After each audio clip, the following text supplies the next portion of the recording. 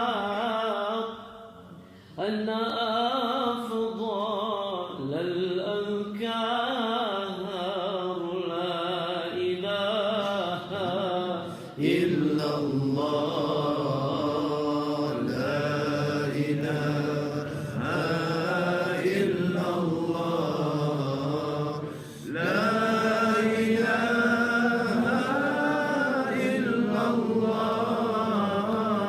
محمد رسول الله عليه صلاة الله هي شفاء الصدور هي نور على نور ذكر ربك الغفور لا إله إلا الله لا إله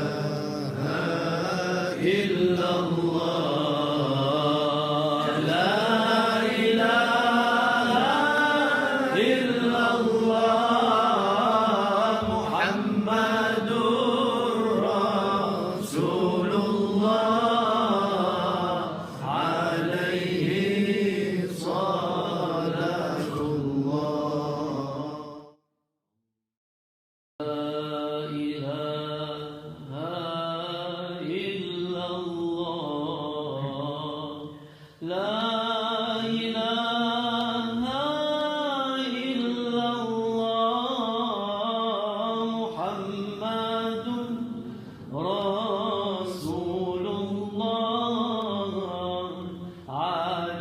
عليه صلاة الله لا إله إلا الله لا إله إلا الله محمد رسول الله عليه صلاة الله بها يثبت الإيمان بها يحصل الأمان كرر أيها الإنسان لا إله إلا الله لا إله إلا الله لا إله إلا الله محمد رسول الله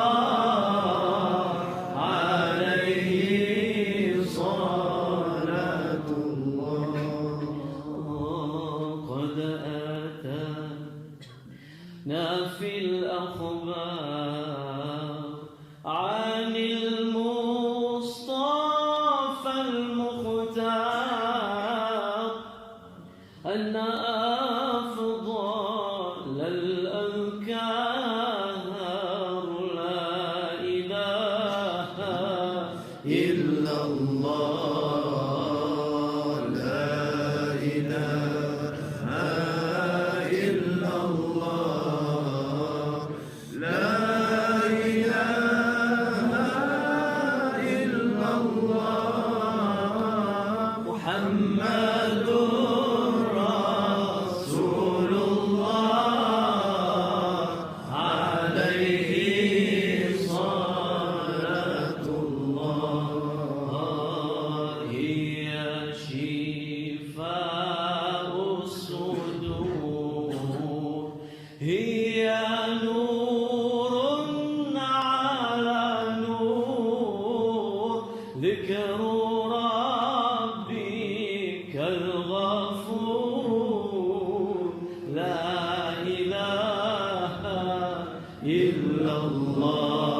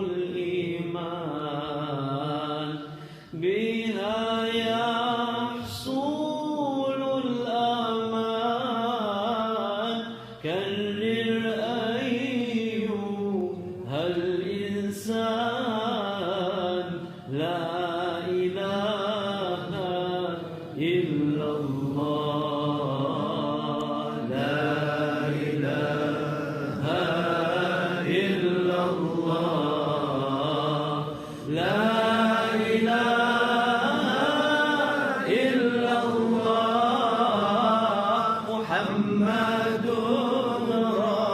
رسول الله عليه صلاة الله قد أتانا في الأخبار عن المصطفى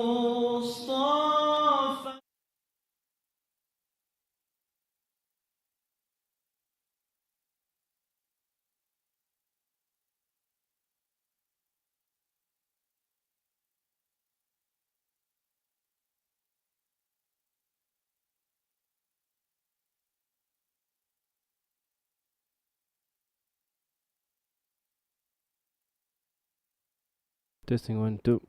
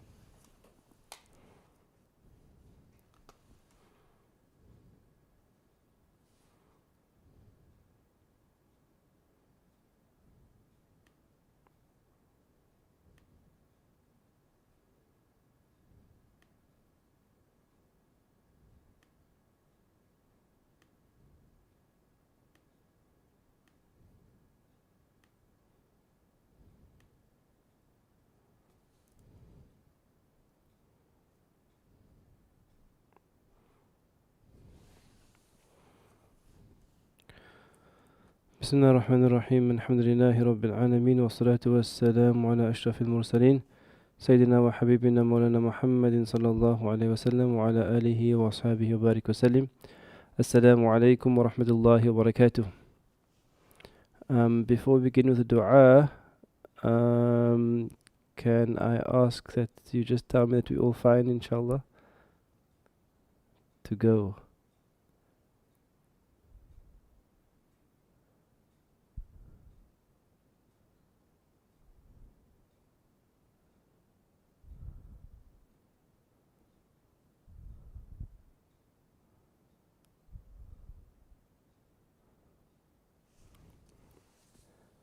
Okay, Bismillah. Apologies for the late start this morning. Let's begin with the dua together. Bismillahir Rahmanir Rahim. Subhanaka la ilma lana illa ma 'allamtana. Allahumma 'allimna ma yanfa'una wa zidna 'ilma. Ya muqallib al-qulub, thabbit qulubana 'ala dinik. Ameen. I pray that all of you are well, inshallah ta'ala, and the fasting is going well, inshallah, and level 4 is also working out for you, and alhamdulillah, good to be back in class. Well, not really class, but online class, alhamdulillah. So we'll go straight into Nahu.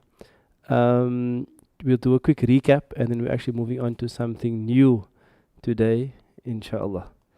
So Bismillah. So for the last, I think probably now it's been 3 weeks, or maybe even 4 weeks, we've been looking at sentences. Sentences in Arabic is al-jumla. And we will remember that there are 2 types of sentences. Number 1 is going to be al-jumlatul fi'liya and al-jumlatul ismiya. So al-jumlatul fi'liya is the verb-based sentence, and al-jumlatul ismiya is the noun-based sentence. If you can quickly just leave for me in the chat, or you're on YouTube, if you can leave for me in the chat there, for a jumlatul fi'liya, what are the 3 parts I must look out for? And for a jumlatul ismiya, what are the 2 parts that I should look out for? Okay, so jumlatul fi'liya, what are the 3 parts? And jumlatul ismiya, what are the 2 parts of that we should look out for? Well, what are the 3 components of jumlatul fi'liya and the 2 components of jumlatul ismiya? Bismillah.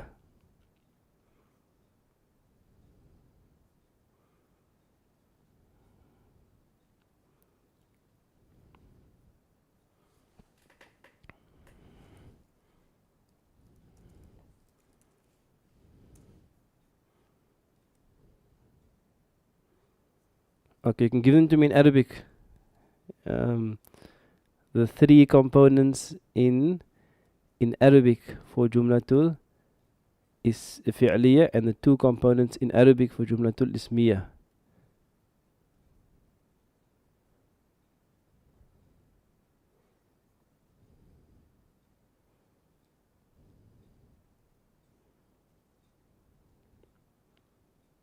If you hear me pausing for a while, it's just because there's a slight delay from when I ask the question to when it appears on YouTube. So I have to wait for your answer.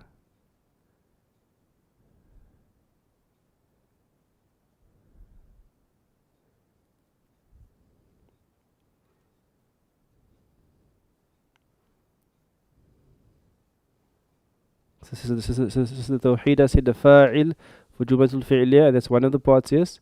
And Sister Jawaya said that a Mubtada and Khabar for Jumatul Ismiya, yes. And Sister Tawheed is adding the rest now. A Jumlatul Maf'ulun Bihi.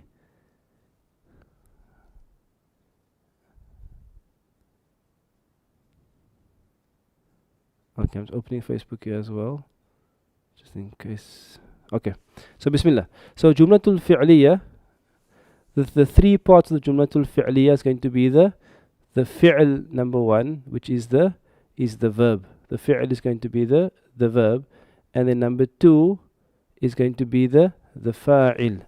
The fi'l is the verb, and number 2 is the fa'il, the doer. And the third part is going to be the maf'ulun bihi, the done upon.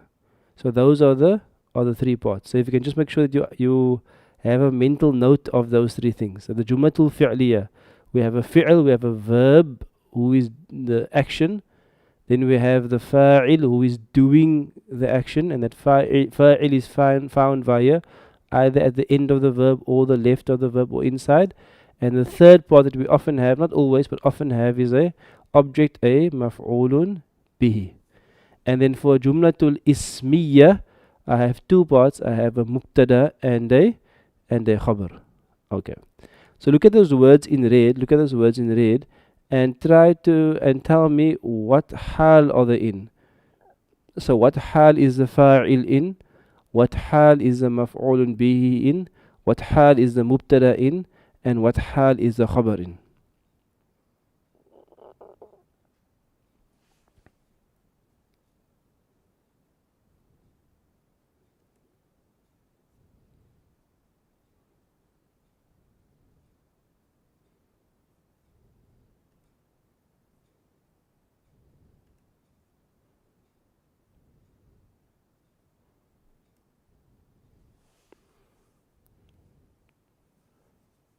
Okay, so you must say which one is the raf'un.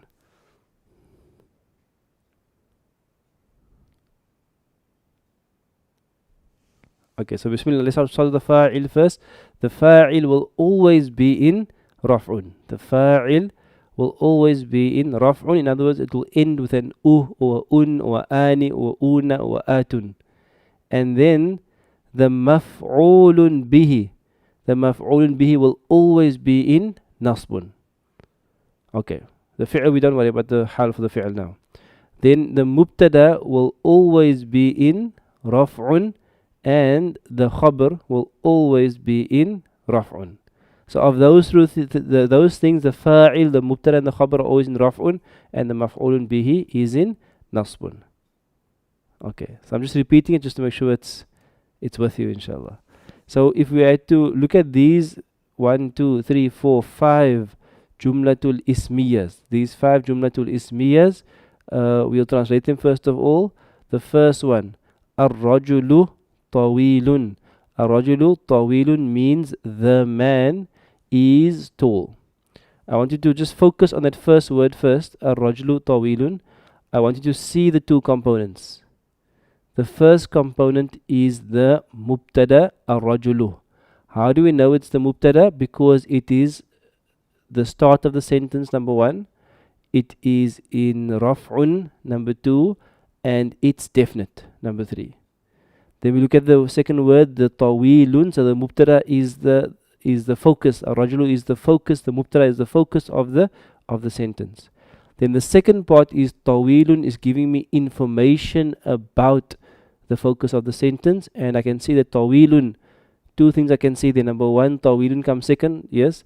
Number 2, tawilun is in raf'un, and number 3, tawilun is indefinite. It's indefinite. So that's the construction that we're looking out for.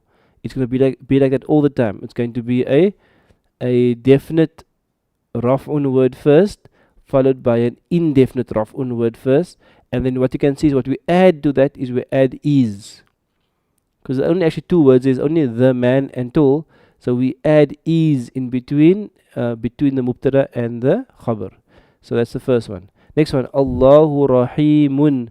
Allah is all merciful. So the word Allah, lafzul jalala, that word Allah there, you can see it's definite because it's a proper noun. It's in raf'un because there's u at the end and it comes first, and that's the focus, the mubtada of the sentence.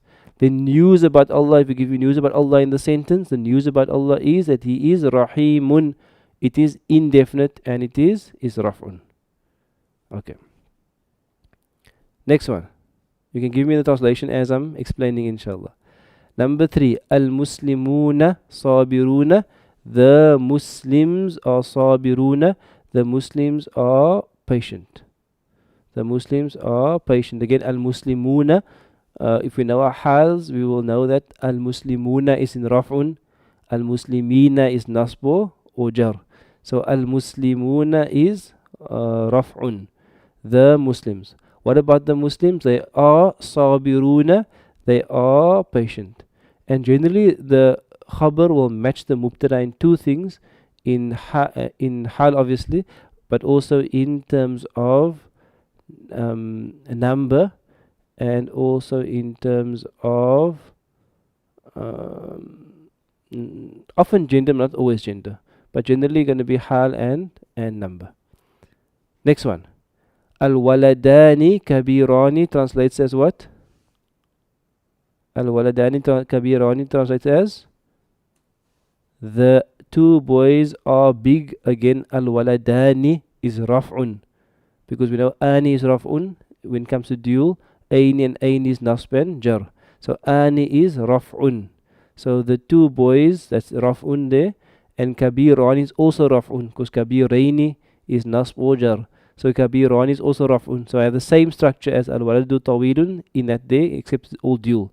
So the 2 boys are big, and then the last one is at-talibatu salihatun. The female student is pious. So that's what we did last week.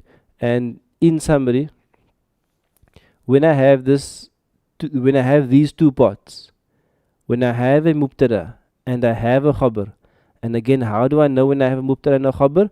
When I see the first word is raf'un definite, ar-rajulu, and I see the second word is raf'un indefinite, then I know I have mubtada and khabar. I have the focus of the sentence and I have news. And then in between those 2, I'll put an is and are, and sometimes an am as well. But I'll put an is and are in most cases.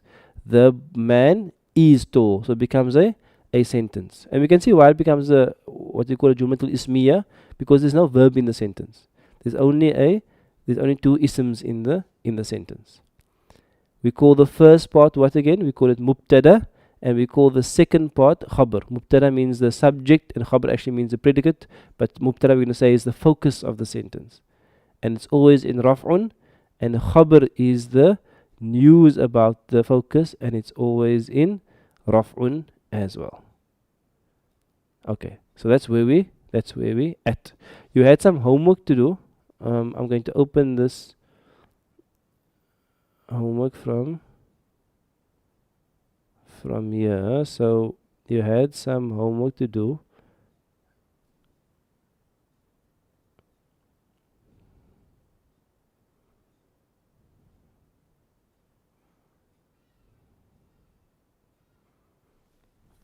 So you can take out your homework in the meantime. I can't remember the number now. I'll give it to you right now.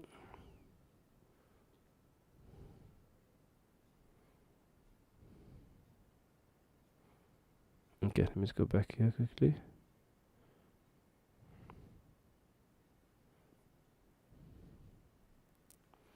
Okay.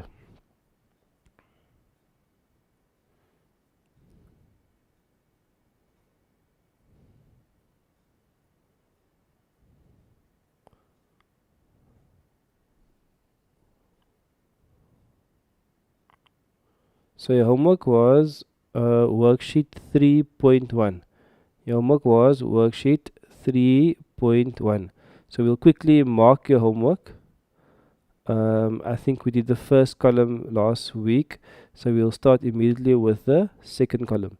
So what you had to do is you had to just translate some of these. So let's go, inshallah. So number 10. Number 10. Okay, we'll come to the mistake now, inshallah. So what you can do for me is as I am reading them, you can type the answers for me. As I am reading them, you can type the answers for me in English. So number 10 reads Al-Islamu haqqun. Al-Islamu haqqun. So Al-Islam, I'll say, let me just make this font right here. Al-Islam, I'll just call it Islam. And haqqun. Now, first of all, if I look at al-Islamu haqqun, I see those two parts there. What are those two parts there? I see the first word, al-Islam, is raf'un definite. Do you see that?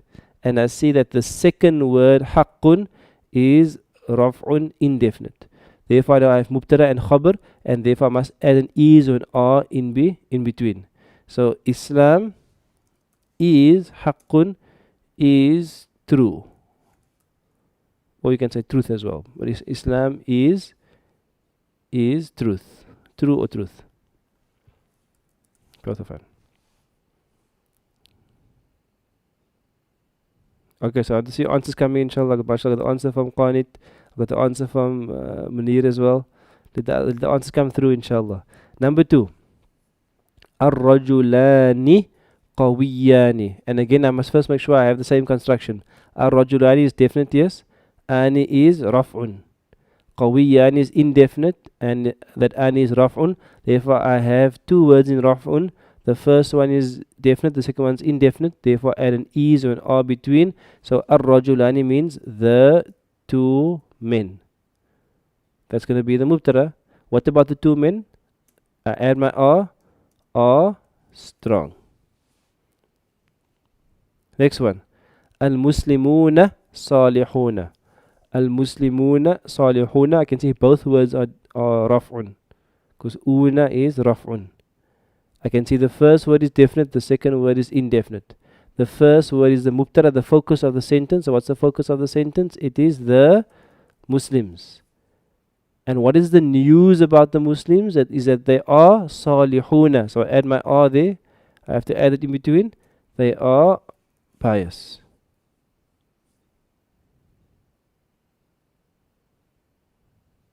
Okay. Next one. Al-mu'minatu qanitatun. Al-mu'minatu qanitatun. Al-mu'minat is going to be one mu'minatu is one female Muslim. Mu'minatani is two female Muslims, and al-mu'minatu are the, I'll put this here, F for the in brackets for female, the female Muslims, and I must add my is or. What are they? They are qanitatun. Qanitatun means obedient. Qanitatun means obedient. And specifically, the word qanitat actually means someone who is refers to obedience to Allah Ta'ala specifically, and it refers to someone who is willfully obedient. Because someone can also be obedient, but they could not want to be obedient. So a qanit, the name qanit or qanita for female, is someone who loves to serve Allah and loves to be obedient to Allah Ta'ala.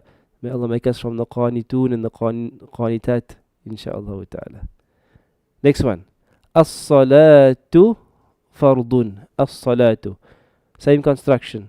And again, we do the examples so that the construction becomes kind of second nature to us. It becomes easy for us. So the next one is as-salatu.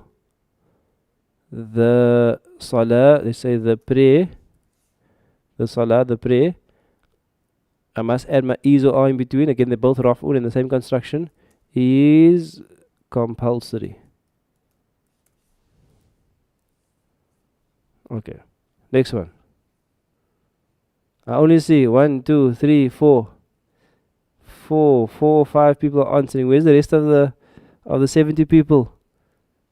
You must join the class, inshallah ta'ala. Maybe you're still waking up and you're still getting into it, inshallah. But the rest of the class, we'll be waiting for you to join us and to share your answers as well. All the answers are being shared in the YouTube chat box. If you play around with it, you'll find it basically.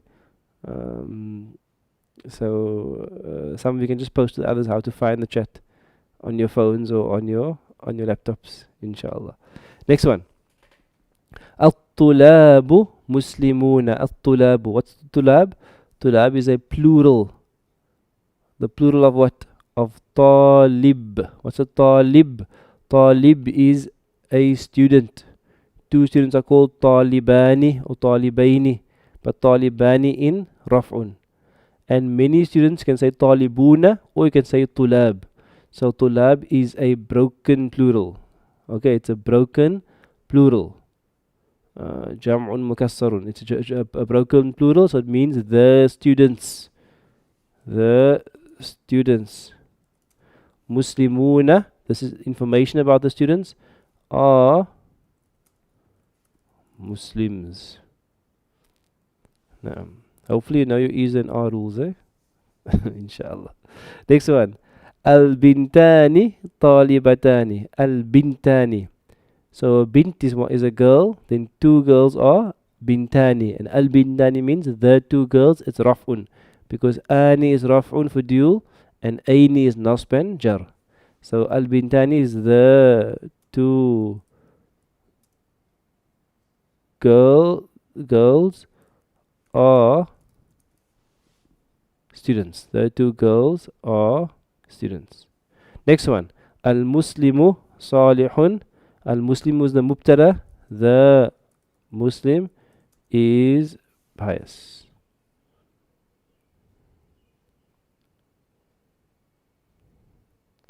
Okay, last one. Al-muslimatun salihatun. There's definitely a mistake there. What's the mistake in number 18? That mistake you should have picked up from your second lesson, I think. What's the mistake in number 18?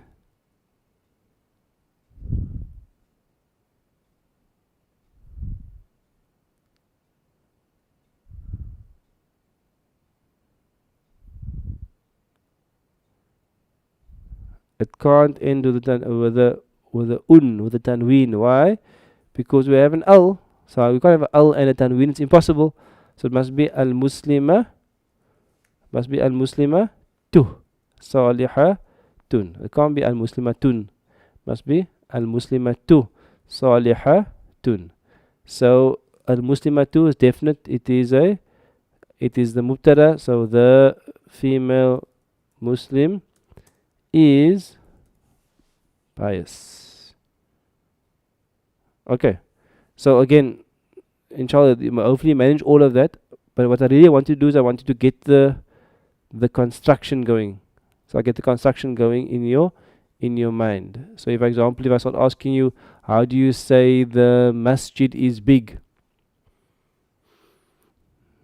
Using the proper al and hal and everything. How do I say it properly? The masjid is big.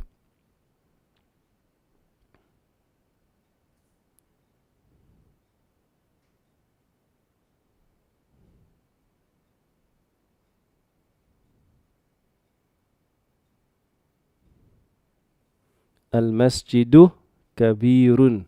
MashaAllah, brother Khan is on the ball, MashaAllah. How do I say the house is beautiful?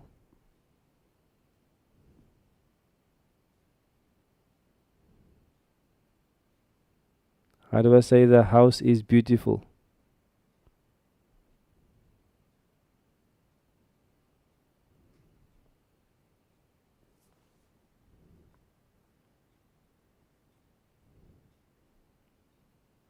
Al-baytu jamilun.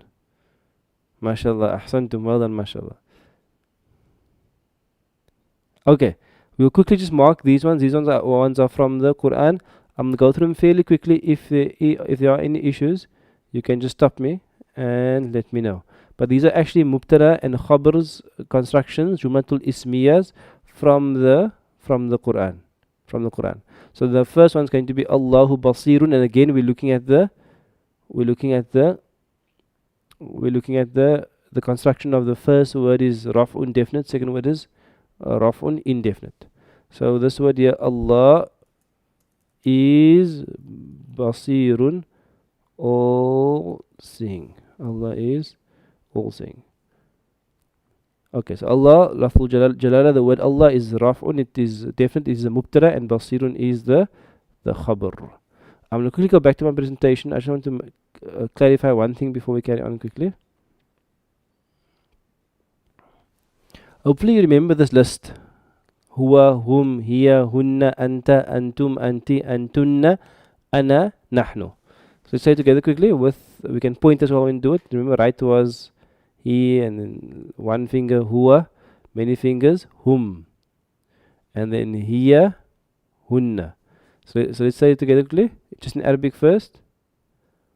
Huwa, hum, hiya, hunna, anta, antum, anti, antunna, ana, nahnu.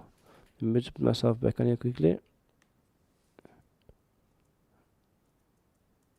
Okay, so let's go over it again, inshallah. Huwa, hum, hiya, huwa, hum, hiya, hunna, anta, antum, anti, antunna, ana, nahnu. So these are what yes, there's a mistake there, sorry, there's a mistake with whom should be they males. What were these called again? In English and Arabic, what were they called? This list here.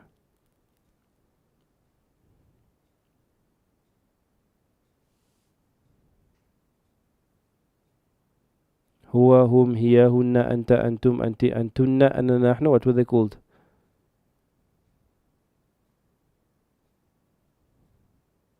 Good, they're called detached pronouns so they're all list of pronouns, and particularly they are detached pronouns, and in Arabic we call them damirun. Each one is called damir, a pronoun, and if I say detached pronoun, that's damirun munfasilun. Okay, good. Now let's look at the sentence now. Al-waladu tawilun. Al-waladu tawilun. Al-waladu tawilun translates as what? It translates as the boy is tall. Al-walad being the mubtada and tawilun being the khabar. Okay, all with me. Then number 2, how do I translate huwa tawilun? Huwa tawilun.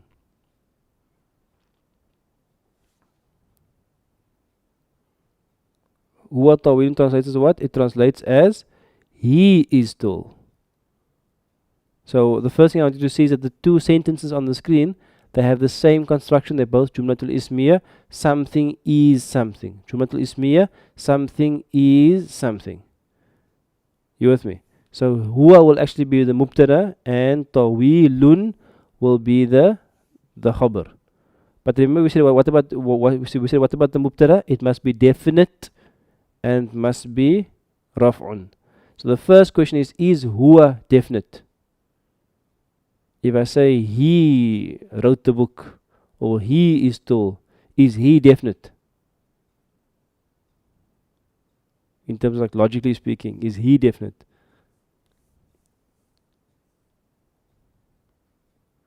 So all pronouns are always definite. Because you're referring to someone specific. You're saying he, she, you, I, we. It's always referring to someone specific. So pronouns are going to be definite. So huwa is definite. Number 2, what hal is huwa in? Okay. Now we haven't done this like formally before, but just to quickly say it, huwa is first of all an ism, right? You all agree with me. It's an ism. Pronoun. It's a ism. Because he is a person, and she is a person, and you are a person. So people are isms. So huwa is a pronoun. The thing about huwa, it's a noun, it's an ism. Huwa is one of those isms, listen carefully, one of those isms where you can't see the hal on the word. Just process that. You see al-walad, al-waladu, I can see the hal because I can see a u. If I want to make it nasb, it becomes al-walada. If I want to make it jar, it becomes al-waladi. I can see the hal on that ism there, al-walad. But on huwa, you can't see the hal because in raf'un, it is huwa. And in nasbun, it is huwa. And in jarrun, it is huwa. You don't get huwa, huwu, huwa, huwi. It's always going to be huwa. So huwa is one of those words that are fixed. They can't change. Okay, they can't change. In Arabic we call them mabniyun. But don't worry about the word for now. But mabniyun means a word which is built. Bana means to be built. So mabniyun means a word which is built and fixed. It can't change. You with me? So therefore I'm saying that huwa, you can't see the hal. You can't tell me there's a therefore it's nasb. Because huwa is just always written huwa. It's fixed like that. Whereas al-waladu can be al-waladu, al-walada, or al-waladi. Okay. So let's go back to where we were. Because now number 2. Yes, so huwa will always be huwa. Whether it's in raf'un, nasbun, jarun, it will be huwa. And anta will always be anta. So those are a fixed group of words. Next one. Number 2. Nahnu fitnatun. Nahnu. So if you go down your list, huwa, let's go down the list together from our memory. Huwa, hum, hiya, hunna, anta, antum, anti, antunna, ana, nahnu. Nahnu means we. Nahnu means we. So let me just get the right font quickly. Nahnu means we. Fitnatun means what?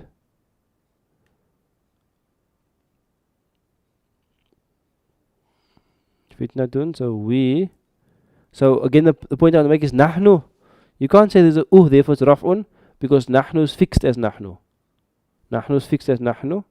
So we are a fitna. A fitna can be a test or a trial. We are a trial or a test. It's fine. Okay. Next one. Allahu muhitun bil kafirin. Let's leave for bil kafirin out for a moment. Let's look at the first two. Allahu muhitun. Can we see those two words? Allahu muhitun are both raf'un. Can you see the word Allah, lafzul jalala? That word is definite. Muhitun is indefinite. So I have a mubtada khabar construction. So I must put an is or are in the middle. So Bismillah. So Allah, lafzul jalala is the mubtada. Then the muhitun is the khabar. So I must put is. Allahus muhitun. Muhit like means to be all encompassing. Okay. So that is the sentence. Allahu muhitun. Allah is all encompassing. Like in other words, Allah's knowledge completely surrounds and envelops and extends to what? And then at the end, it's just extra information. Allah is encompassing, all encompassing of what? Bil kafirin. So bi just means with or regarding, or yes, let's say with. Let's just say regarding rather. Regarding the kafirin, disbelievers. You don't have to know what construction kafirin is. It's just going to be translation for now. But the main part I want you to focus on is Allahu. I'll put another color along for you for now. Is that Allah is all encompassing. You can stop me if you have a question. Next one. Allahu alimun bil zalimin. Allahu alimun bil zalimin. We have 1, 2, 3, a few words there. But what the words I'm focusing on is Allahu alimun. Allahu alimun. Because why? That's the mubtada and the khabar. So again we have the word Allah, which is the focus of the sentence. And then we have is all knowledgeable.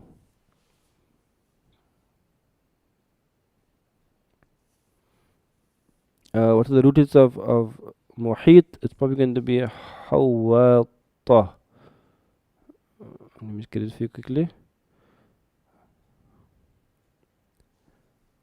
I wonder why this thing keeps disappearing. Anyway, let's go. Oops, not Z. So Brother Junaid asked what are the root letters of muhit? Why isn't my dictionary working here?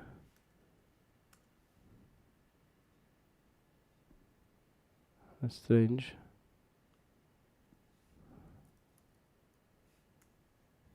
Oh, there we go. So let's just check quickly.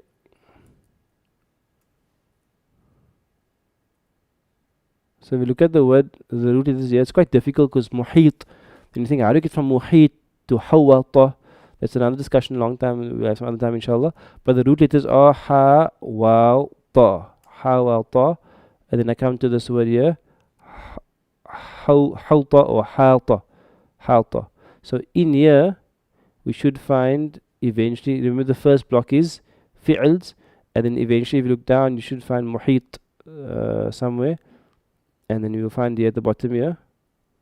So there is muhit. Muhit, surrounding, comprehensive, familiar, acquaintance, circumference, all of these things. Just remember also that Hanswehr is not a Quranic dictionary per se.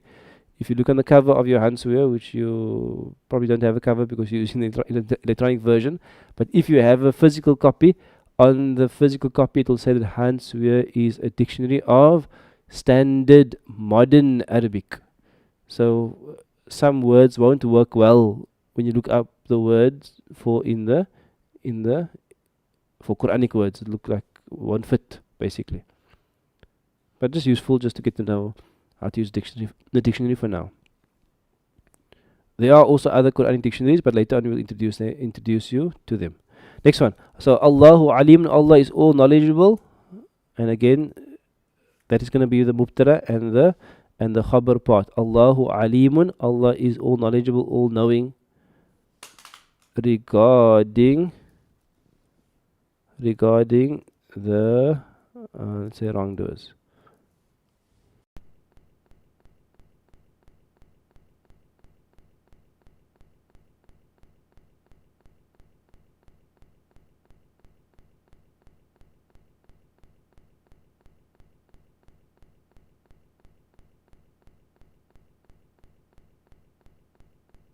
Whenever I have this construction like this, so I'll give you another clue also, is that whenever you see a pronoun like this, huwa, hum, hiya, hunna, anta, antum, a detached pronoun, most times, not all the time, but most time it's going to be the mubtada.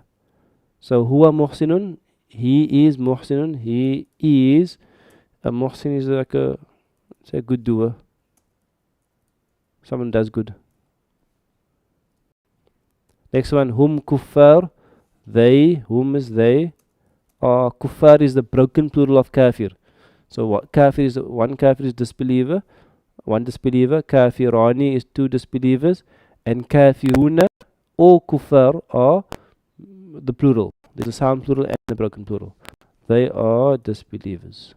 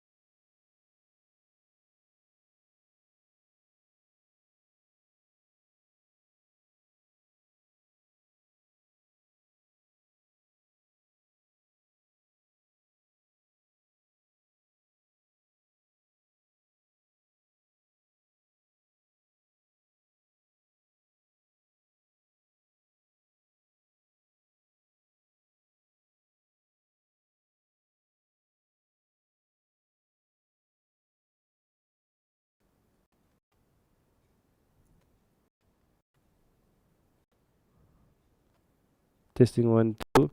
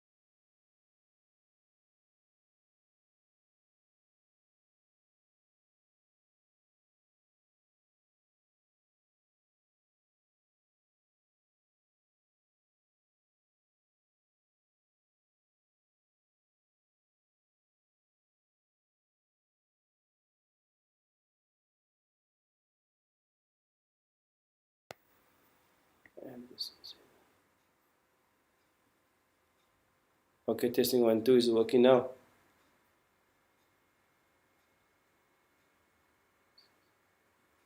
It should be back now.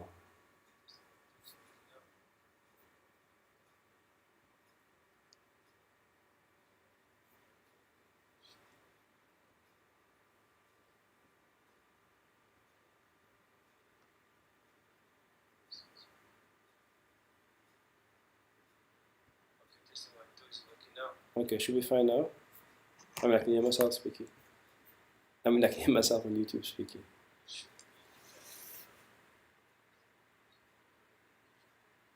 Okay, Bismillah. So, whom, I was saying that's why it's whom, it sounds like I'm using a different mic.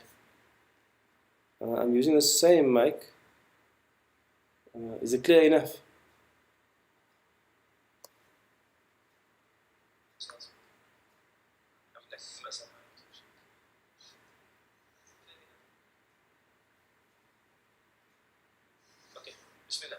So, I was saying that that's what. Okay. Bismillah. So I'm carrying on, inshallah.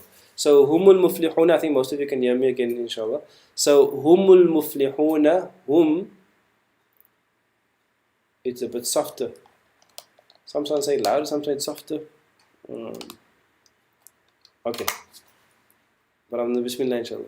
Humul muflihuna. They, oops, sorry. They,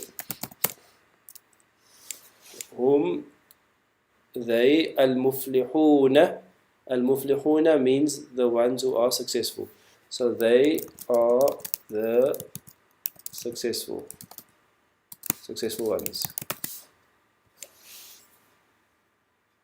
Okay, Bismillah, next one. Nahnu muslihuna. Nahnu means we are muslihuna. We are, a muslih is someone who, we are,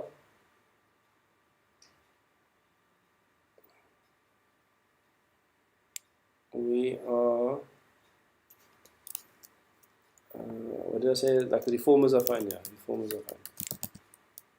From the word salih, which means to make something sound. We are the ones that make things sound and set things right. Next one. Antum, you are zalimuna. You are wrongdoers. Next one. At-talaqu. At-talaqu means the divorce. But in English it sounds weird to say the divorce. But we'll just put it in there just to make it literal. At-talaqu. Marratan. Marratun means once. Marratun means once, and you can see it's ani. So marratani means twice. So the divorce is twice.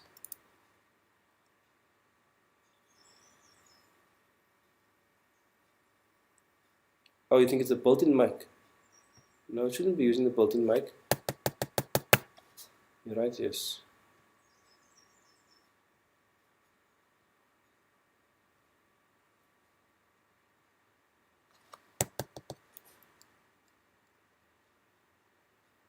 It's weird. Okay, let's give you a second here.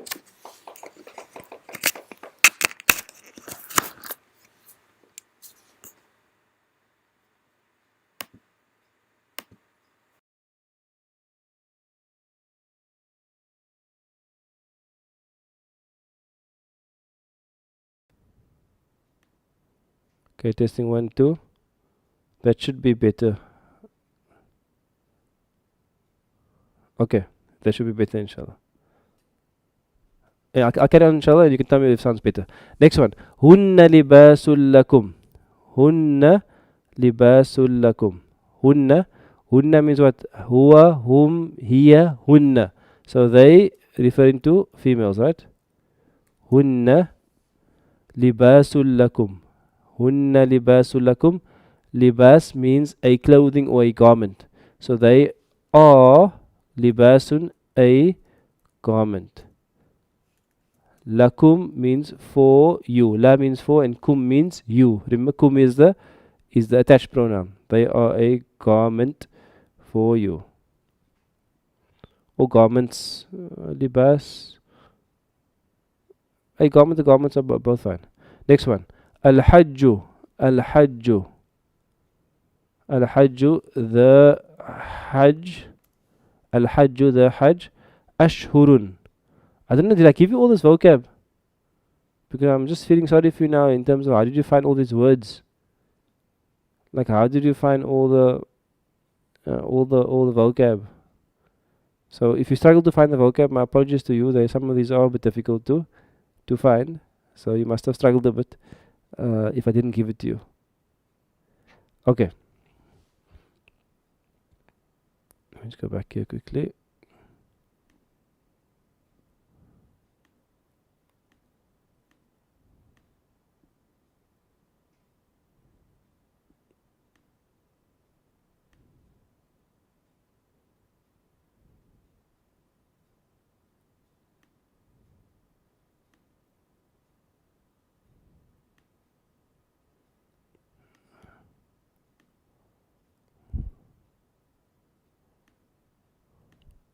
Okay.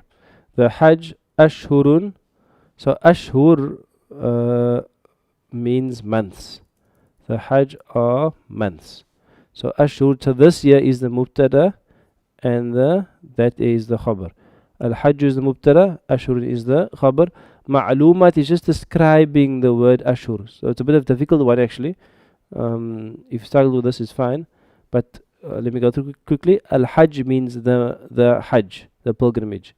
Ashhur means months. So the pilgrimage, the Hajj actually is months, and Ma'lumat is describing the months. Is months, that is well known months. But then that well known is the Ma'lumat. Okay, it's a bit of a difficult one. I'm not going to don't worry too much about that if you struggle with that.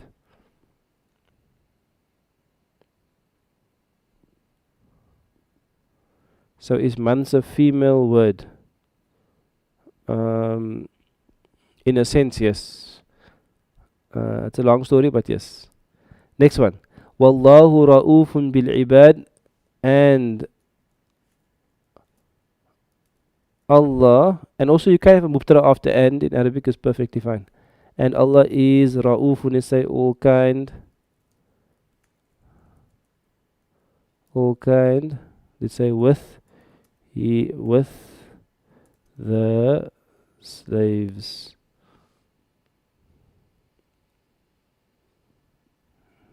Okay. So technically it won't be with his slaves, because it will be bi'ibadihi. It will just be with the slaves. Last two. There's an interesting one here. Let's just focus quickly on these last two here. Wallahu sami'un alimun. Wallahu sami'un alimun. Wallahu. Wallahu means what? And Allah. What is Sami'un doing in the sentence? Sami'un is giving me more information about Allah. I'm saying, and Allah is Sami'un, all hearing. Now my second question is, what is Alimun doing in the sentence? Is Alimun giving me, describing Sami'un, or is Alimun giving me more information about Allah? So what we'll find actually is that Sami'un is giving me information about Allah, and Alimun is giving me information about Allah. So in other words, almost like saying Wallahu Sami'un and Wallahu Alimun. So in other words, this Sami'un is khabar number 1 for Allah, and this Alimun is khabar number 2 for Allah. Why? Because each of them was giving me a separate piece of news for Allah. In other words, when Allah is the focus of the sentence, and Sami'un is the first khabar, the first piece of news, and Alimun is the second khabar. So what we learn in this example is that sometimes you can have two khabars for one mubtada. So I can translate it as, and Allah is all hearing, comma, all knowing.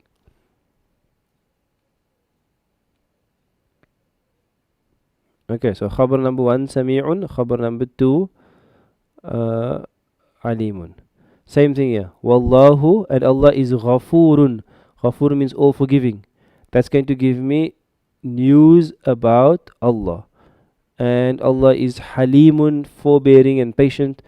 That's going to give me more news about Allah. So the word Allah is the mubtada, and Allah is all forgiving,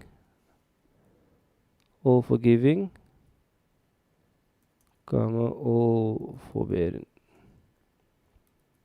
Okay.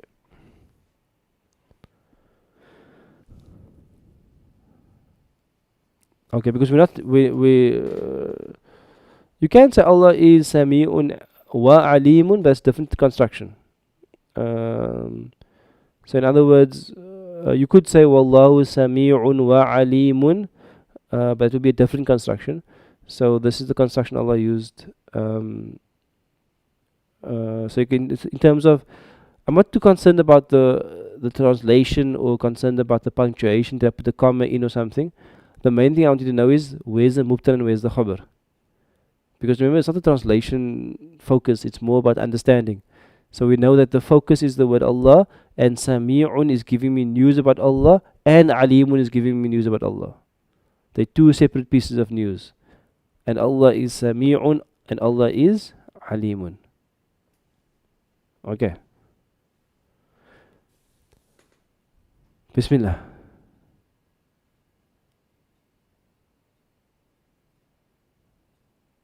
If you translate, you can say and, but it will be more correct to put the comma in. Because there's no wa. Is there one missing here? Oh, yes, it. Wallahu khabirun. And Allah is khabirun, is all informed.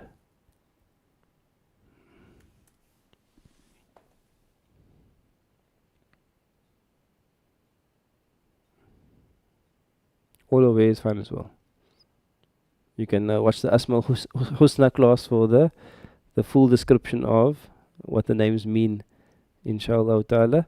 I actually would encourage you, one of the reasons I chose to do the class on Allah's names is because Allah's names occur on every page in the Quran. Allah's names occur multiple times on every page, and I think it's important to do a bit of an in-depth study on what those names mean, because in your journey of Quran you're going to constantly go through the names of Allah Ta'ala. And then you're going to wonder what does Muhaymin mean, and what does Khaliq mean, and what does Musawwir mean, and what's the difference between the two. So that's important to do a full study on Allah's names, and that's why I chose to do that topic. So especially for Quran students, it's important to do that study of Allah's names, because it's so frequent in the Quran.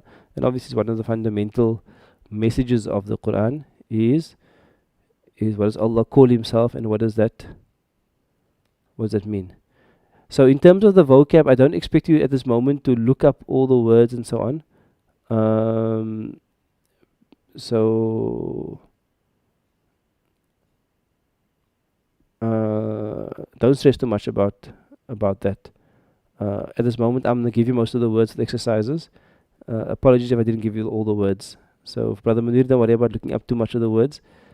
We'll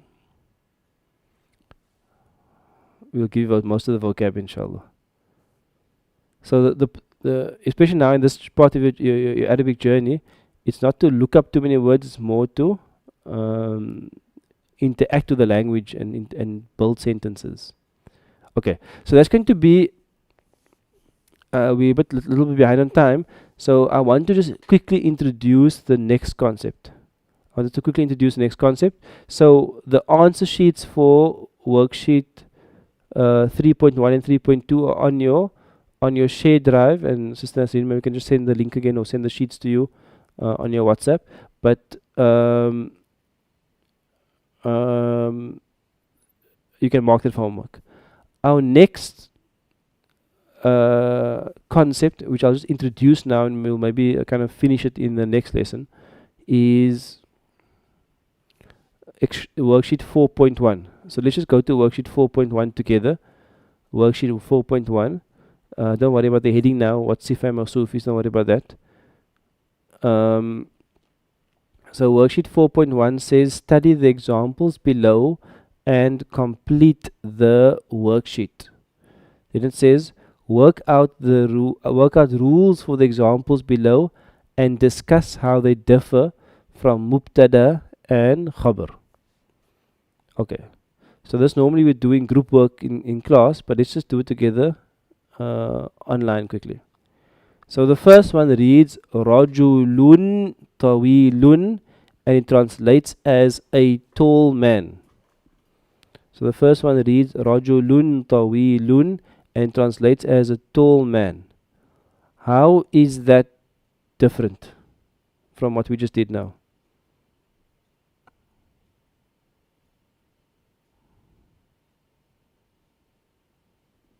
How is it different from the man is tall, Allah is all aware? How is it different?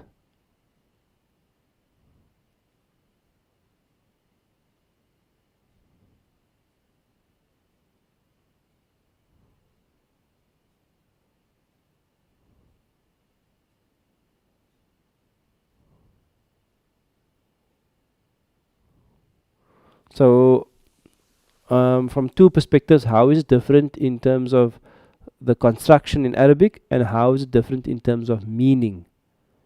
What's the difference in terms of construction in Arabic, and what's the difference in terms of meaning? Let's do number two as well, just to add some more flavor quickly. Ar-rajula, ar-rajula, not ru, ar-rajula, at-tawila is the tall man. Let's do number three here. Leave number three for now. Leave number four.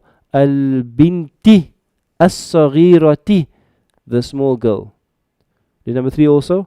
Ar-rajulani, it's a mistake, there should be an Ar-rajulani, Ar-rajulani at-tawilani means the two tall men. So there's 1, 2, 3, 4 examples for you. What I would like you to do quickly on the chat is tell me what's the difference in the construction, and also what's the difference in the meaning. Okay, I'll give you, Brother Yahya says he wants a few minutes, inshallah. I'll give you a few minutes. I'll give you, let's say, 3 or 4 minutes.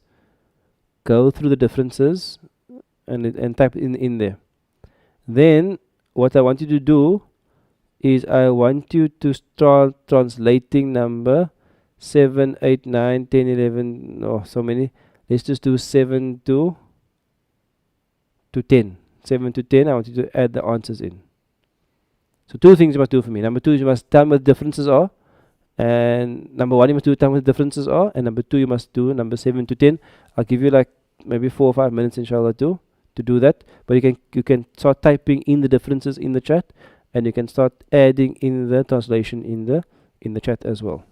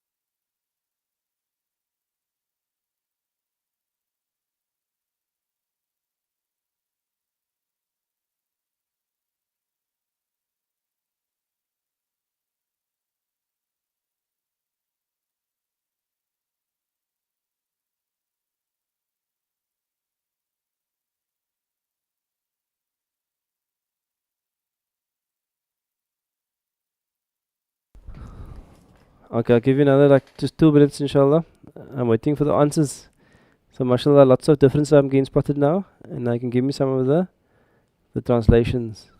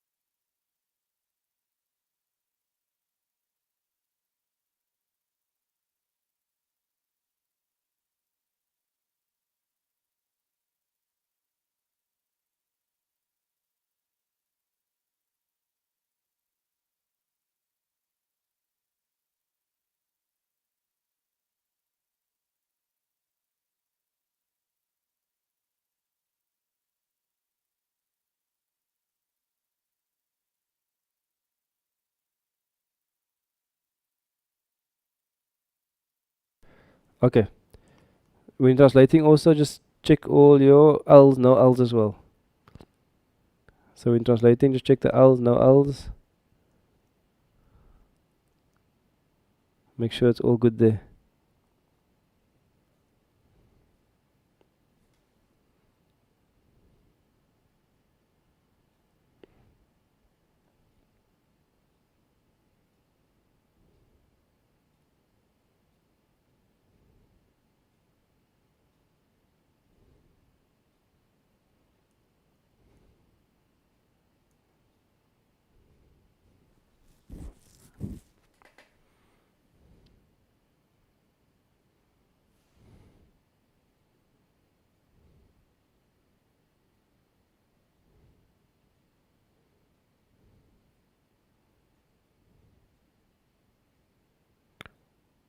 Okay.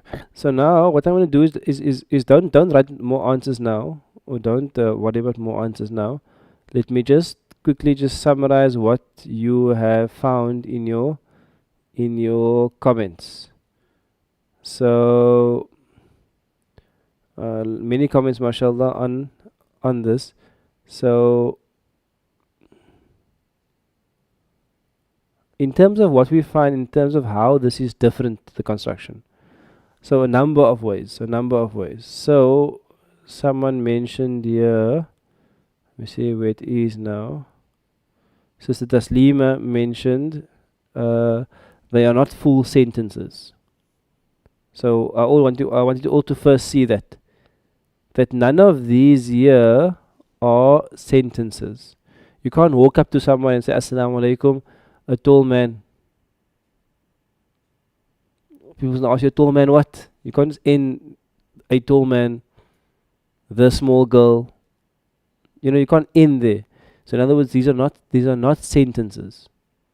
So a tall man, not a sentence. The tall man, not a sentence. The two tall men, not a sentence. The small girl, not a sentence. A small girl, the two small girls, the pious Muslims, all of these are not sentences. Okay, so that's the first difference that I want you to see, that these are not sentences. What are these then?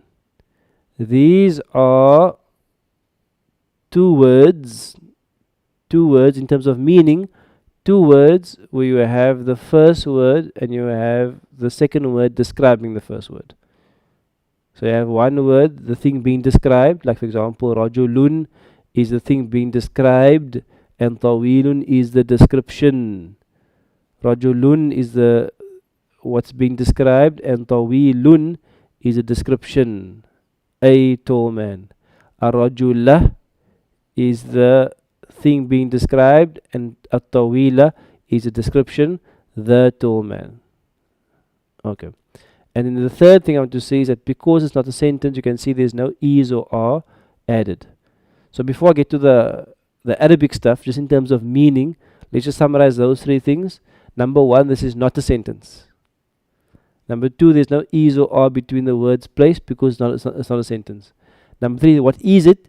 It is two words where the first word is the word being described and the second word is the description. Maybe in English you could call it an adjectival phrase. The first word is the thing being described and the second word is the adjective. That's going to be in terms of meaning. In terms of the pattern on that, like what pattern do we see? What we see is that the second word is always matching the first word in what? In gender. In gender. For example, Tawil is male, but then As-Saghira is female because Rajul is male, Tawil is male. So gender, the second word is matching the first word. In terms of encasing, if the first word is Raf'un, the second word is Raf'un. If the first word is Nasbun Ar-Rajula, the second word is Nasbun At-Tawila. If the first word is Jarrun Al-Binti, the second word is Jarrun As-Saghirati. In terms of number also, if the first word is single, the second word is single. If the first word is dual, the second word is also dual.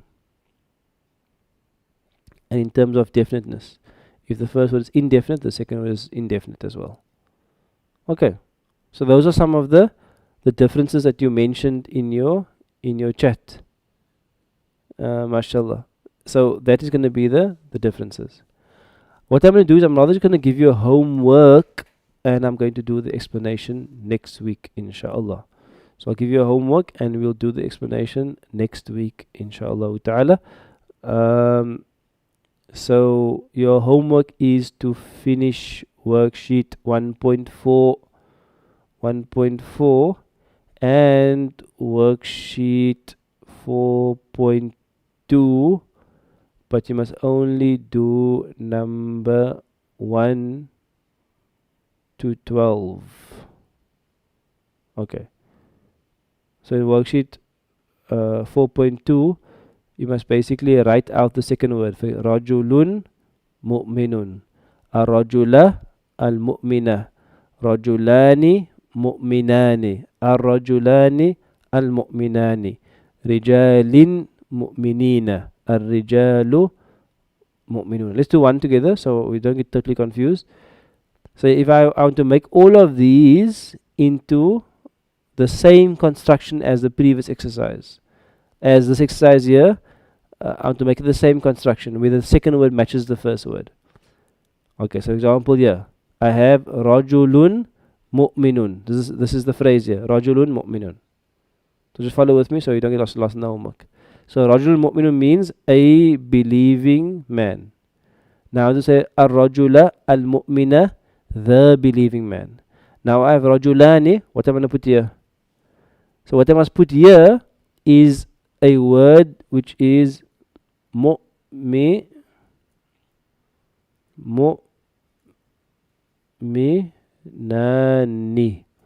Why did I choose that? Mu'minani.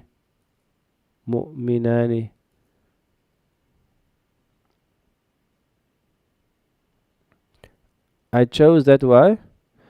Because this word must match this word. The second word must match this. In other words, the second word is indefinite because the first word is indefinite. The second word is dual because the first word is dual. The second word is ani because the first word is also ani. So the translation is going to be two believing men. Oopsie.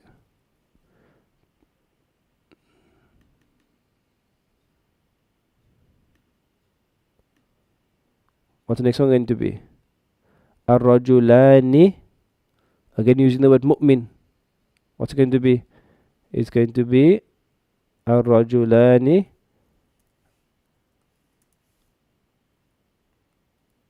al-Mu'minani. It's going to be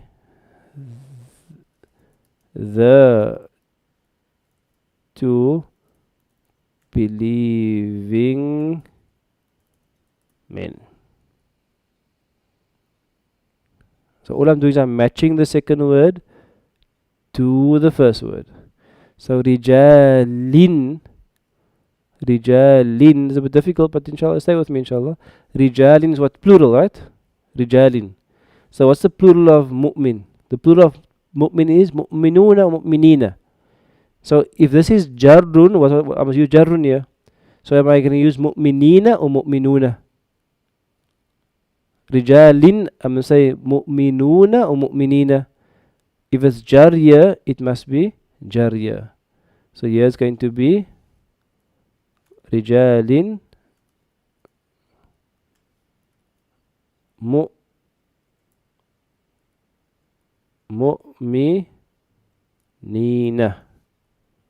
It's a bit of a tricky one. I understand it's a bit difficult. But let's think about it quickly. It's mu'minina. Why did I say rijalin mu'minina?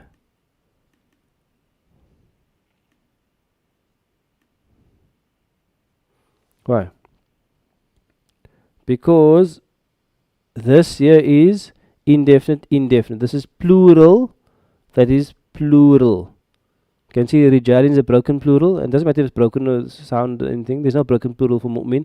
There's only a sound plural. So mu'minina is going to be the plural for mu'mins, and that is jar and that is jar. In other words, all I'm doing is I'm making the second word match the first word.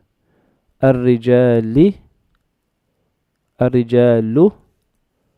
al-mu'minuna.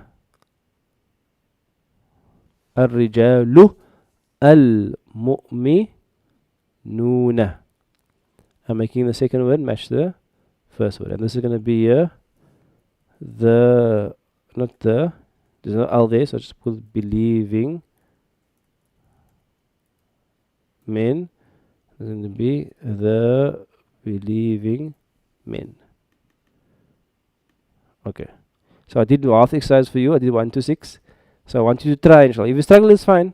Part of the struggle, part of this is obviously struggling a bit with it. So don't stress.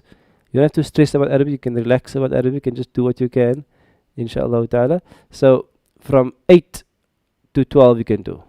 From 8 to 12 you can try, inshallah. If you can't do it, if you struggle, it's fine. So you can just try to do from 8 to 12.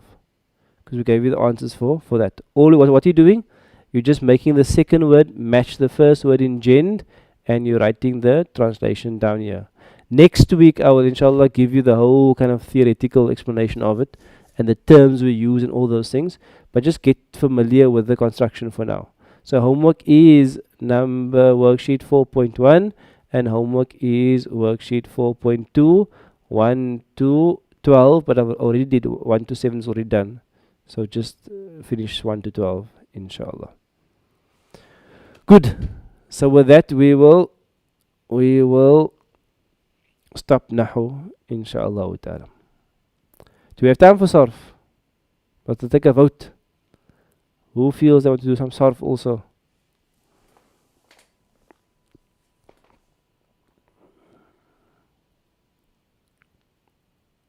Who's ready?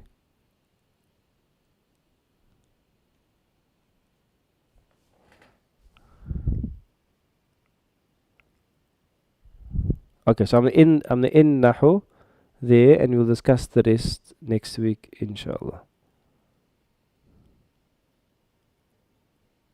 Are you ready for Sarf?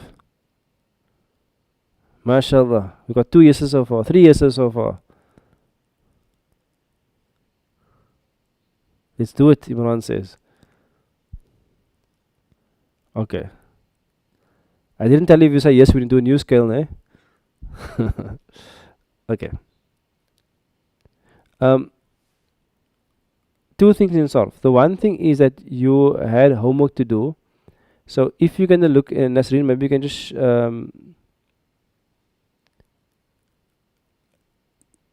why do you always leave Sarf for the last minute?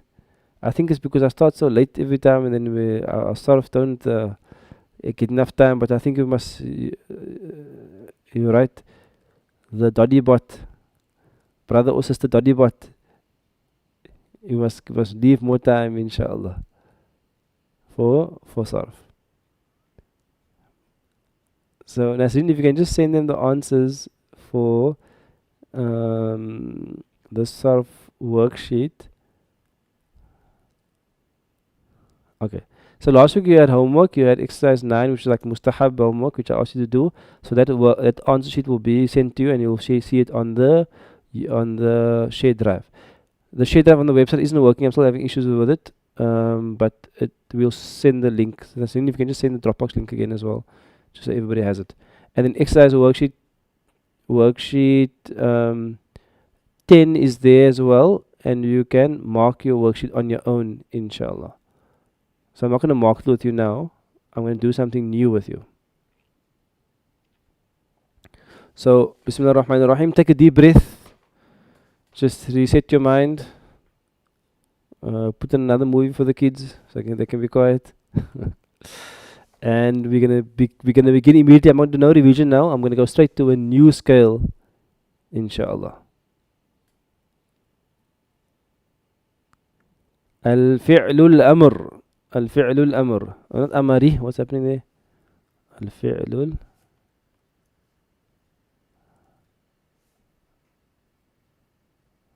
amr. So we're going to do a new sister dadibat. Okay, mashallah. We're going to do a new scale, the imperative or the command scale. Okay, don't worry about the names now. Let's just bismillah. Let me just take myself out of the way here. I see I'm back here, so let me just take this off.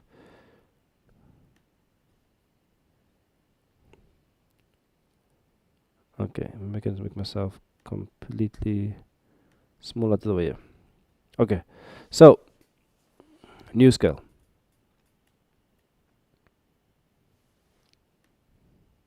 So, what is in your sarf scale? Let's do yaf'alu quickly. Yaf'alu, he is doing. Yaf'aluna, they are doing.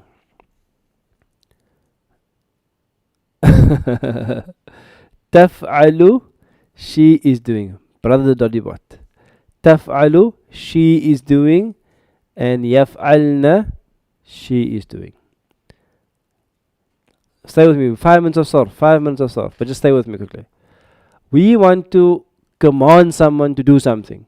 So when tell someone sit, or study, or do, or enter, or leave. When you command someone, you generally only command someone who you are speaking to. You with me? I can't command someone like a he. I can't say he sit. I must turn to him and say you sit. You with me? So a command verb only works with someone you are speaking to. You with me? It only works with you. That's how a command verb works in Arabic. So the first you in Arabic, we have 4 U's, right? 4 U's. Taf'alu, taf'aluna, taf'alina, taf'alna. You with me on those 4 U's? Taf'alu, you are doing. Taf'aluna, you all are doing. Males mixed group. Taf'alina, you one female are doing. Taf'alna, you many females are doing. You with me? There's 4 U's in our scale. Just say yes if you're with me. And now, you see 2 headings here, al-fi'l al-mudari and fi'l al-amri, the fi'l al-amr. So, taf'alu means you are doing. And then the word if'al means do.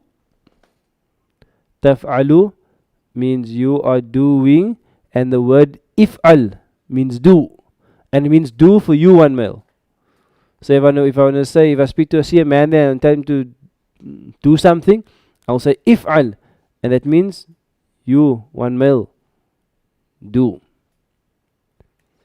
Taf'aluna.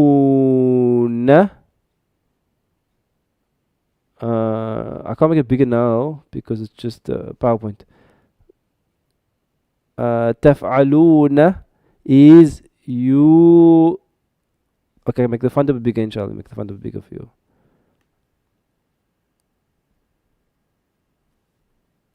تفعلون. I mustn't show you all this verbs on the slide. Okay, let's do it like that. Taf'aluna means you many males are doing, or you mixed group are doing. The command for that is if'alu. What does if'alu mean? All of you do.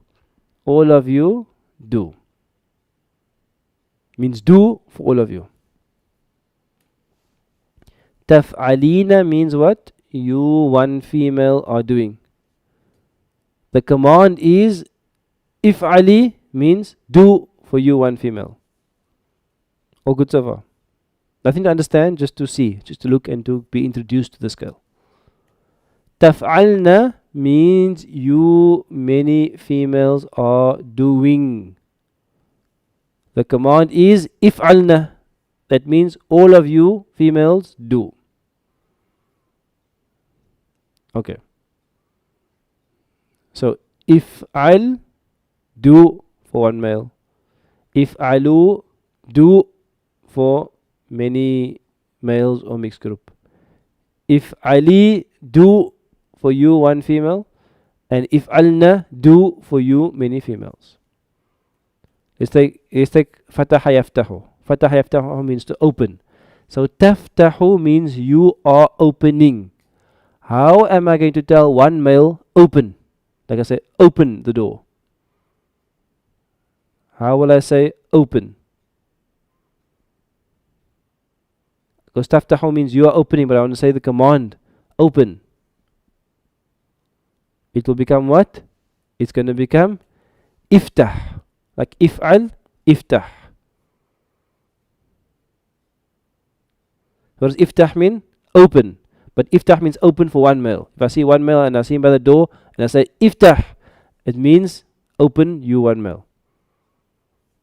Now, taftahuna means you many males are opening. Now I see a bunch of guys there by the door and I want to tell all of them open the door. Open. So tonight, the workbook is coming. Inshallah, make dua. The month of barakah. I must, my niyyah is to finish the workbook ASAP, inshallah ta'ala. Taftahuna. The amr is going to be what? The command is going to be what? Iftahu. Iftahu. Iftahu means what? Iftahu means open for all of you. Iftahu means open for all of you. So if I say iftahu, it means all of you open whatever it is, the door or whatever it is.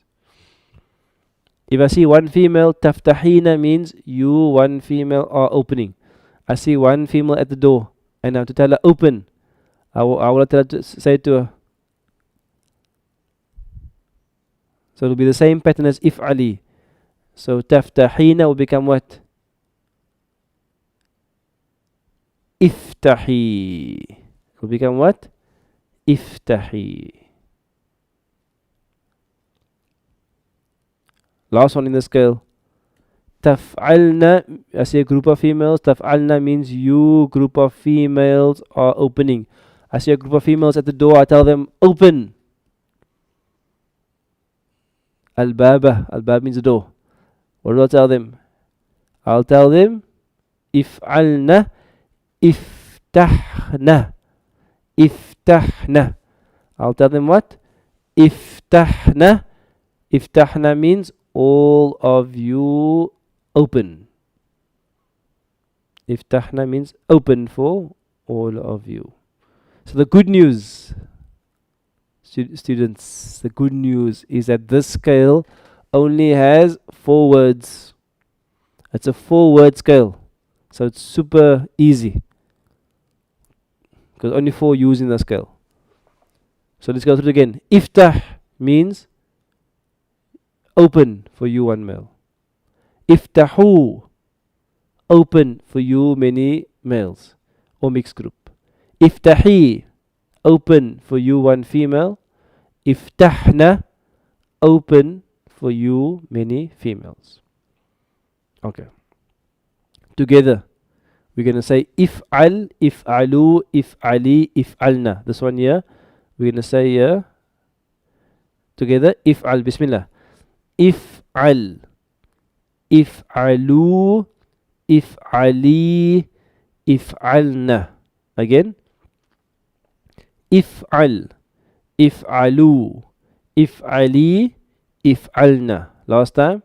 If'al, if'alu, if'ali, if'alna. What does it mean? Do, and do. It all means do, with the exclamation mark do. Do for one male, do for many males, mixed group, do for one female, do for a group of females. Next column, iftah, iftahu, iftahi, iftahna. Let's say it together. Iftah, iftahu, iftahi, iftahna. Again, iftah, iftahu, iftahi, iftahna. Last time, iftah, iftahu, iftahi, iftahna. What does it mean? Iftah, open for one male. Iftahu, open for many males, mixed group. Iftahi, open for one female. Iftahna, open for many females. Your homework, inshallah, simple homework. I want you to write out the command scale, which is actually just 4 words. I want you to write out 4 words for hit. How do I say hit for one male, hit for many males, mixed group, hit for one female, and hit for many females? So now what you write out? You write out idrib, idribu, idribi, idribna.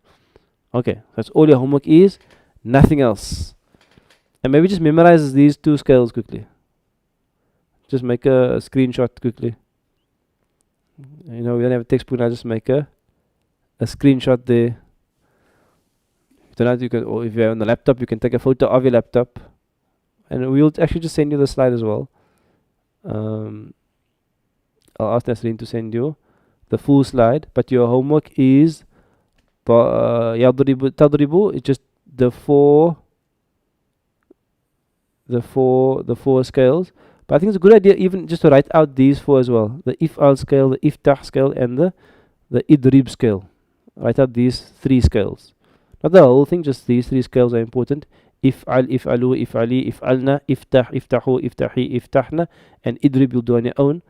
And just that. There's some more detail, but it will come next week, insha'Allah ta'ala. All good. Allah.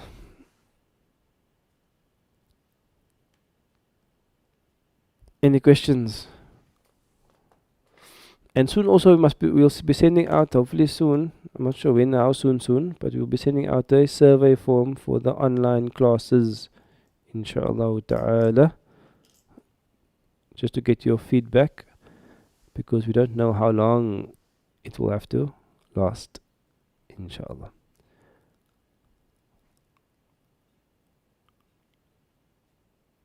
Okay, we're going to end with some nasiha, inshallah ta'ala. Also, today's lesson in the 2nd year is that I am doing sarf and nahu in the 2nd year. The nahu I'm doing is advanced mubtada and khabar stuff, which we do in 2nd year. But if you're like feeling brave and you're feeling like, you know, this is easy, I need some more challenge and so on, you can watch the 2nd year class today, but it's very optional because there will be a lot of stuff you don't know in there yet. But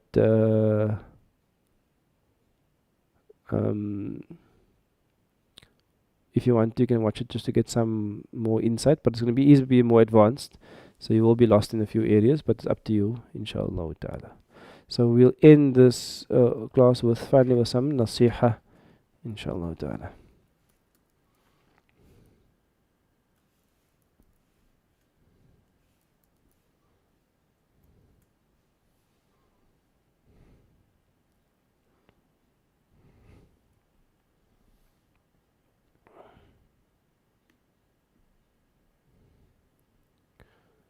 Um,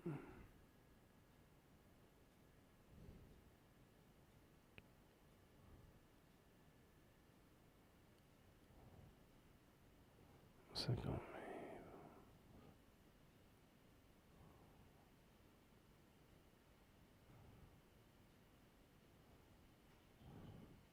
Just gonna find the verse I want to speak about quickly, and then we can start.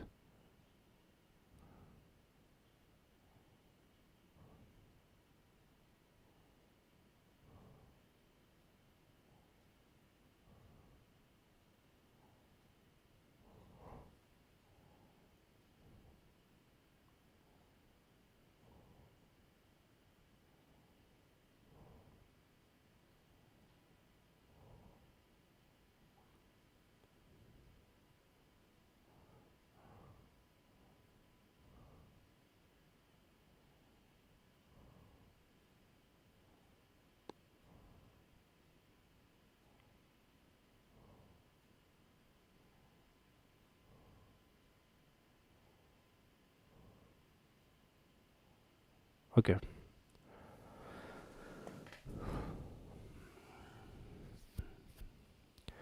So Bismillah ar-Rahman ar-Rahim, Alhamdulillahi Rabbil Alameen, wa salatu wa salam ala ashrafil mursaleen, Sayyidina wa Habibina Maulana Muhammadin sallallahu alayhi wa sallam, wa ala alihi wa ashabihi wa barik wa sallim. For today's nasiha, I thought we would continue with our study of some of the verses of fasting. And in last week's lesson, we mentioned that in the ayat of fasting, starting Surah Baqarah, verse number 183, that there's one section, a first section on some of the laws of fasting, and then there's a third section on more of the laws of fasting, and in between those two sections there is a verse on dua, and we spoke at length on that verse on dua last week, in last week's lesson. وَإِذَا سَأَلَكَ عِبَادِي عَنِّي فَإِنِّي قَرِيبٌ يُجِيبُ دَعْوَةَ الدَّاعِ إِذَا دَعَانِ فَلْيَسْتَجِيبُوا لِي وَلْيُؤْمِنُوا بِي لَعَلَّهُمْ يَرْشُدُونَ. That was in last week's lesson. So in this week's lesson, I'd like us to go to the end of that third section of Ramadan.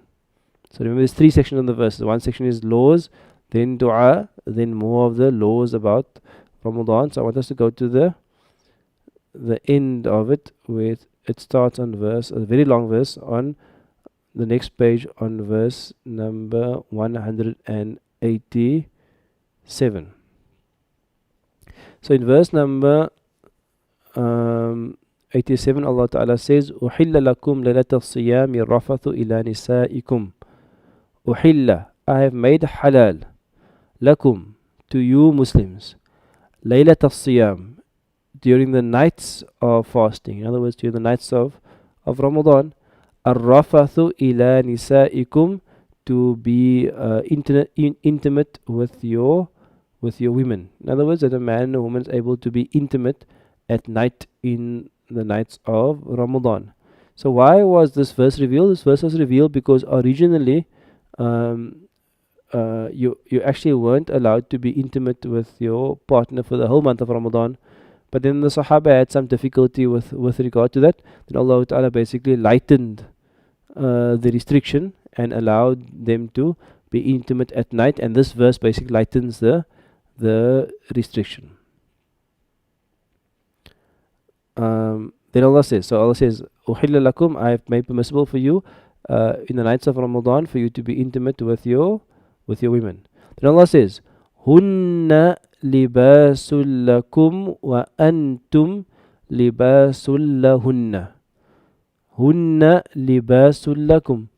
And the Arabic is sometimes difficult to see mubtada and khabar in a sentence, but hunna is a mubtada and libasun is a khabar. Hunna, they, libasun, are garments, lakum, for you. Wa, and antum, mubtada, all of you, libasun, are garments, lahunna, for them. So Allah mentions in the next verse here that they are garments, they are covering, they are a clothing, lakum, for you, and you are a clothing for them. Then Allah says, علم الله أنكم كنتم تختانون أنفسكم فتاب عليكم وعفى عنكم. Allah knows that you were deceiving yourselves and struggling basically, and then He accepted your repentance and He made things, He forgave you.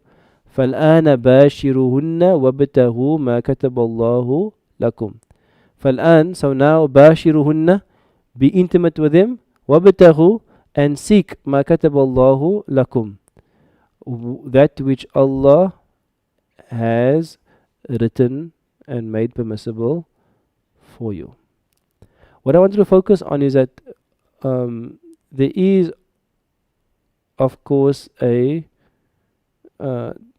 legal implication to the verses, and there's a legal import or a legal message in the verses, meaning what, that it is permissible for you to be intimate with your partner, your husband or wife, in the nights of Ramadan.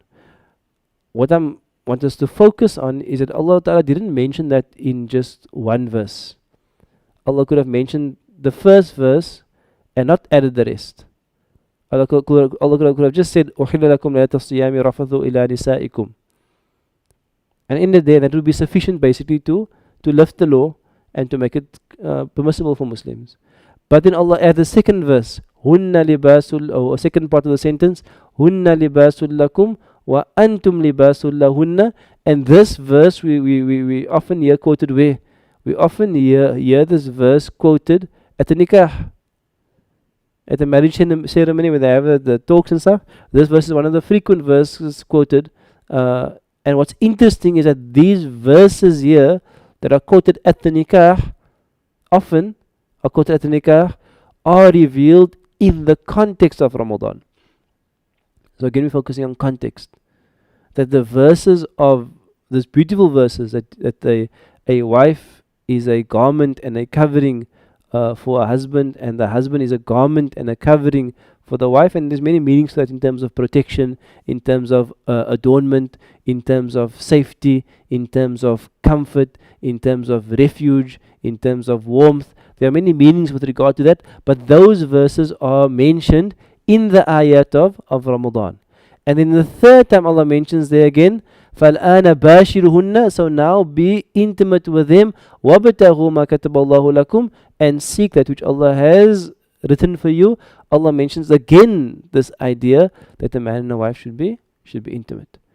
So what we can maybe draw from the verse, not in a direct way, but let's say in an indirect way, is that there's a lot of emphasis on this.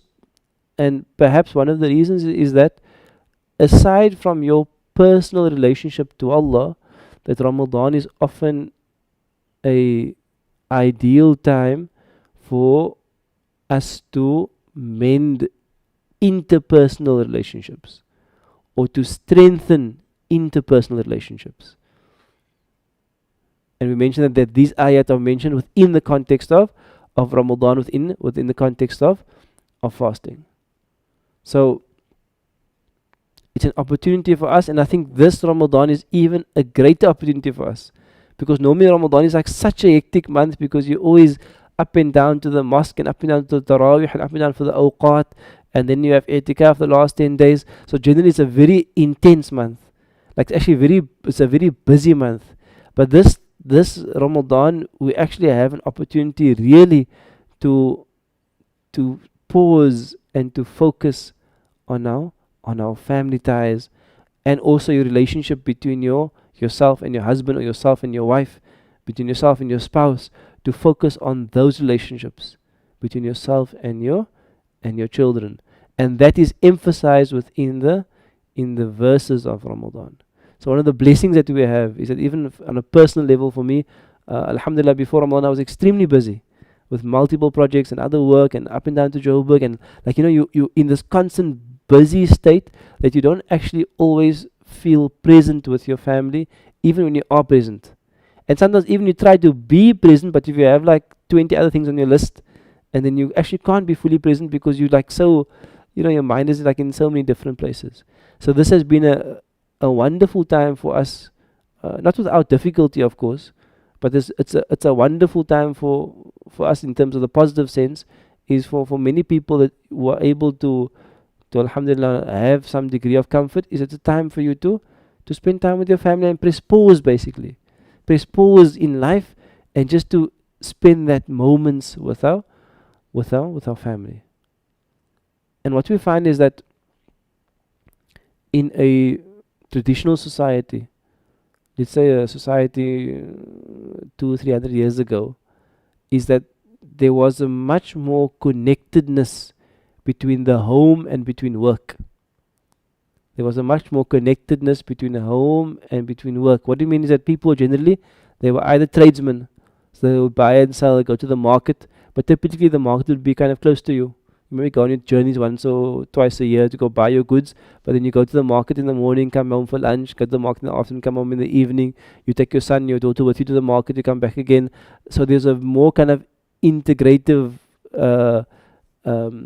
connection between home and work. Or you were an artisan and you had your workshop at your house and you made your stuff there and you sold it and so on. There was a much more closer knit between home and work. And then what we had is that we had the Industrial Revolution.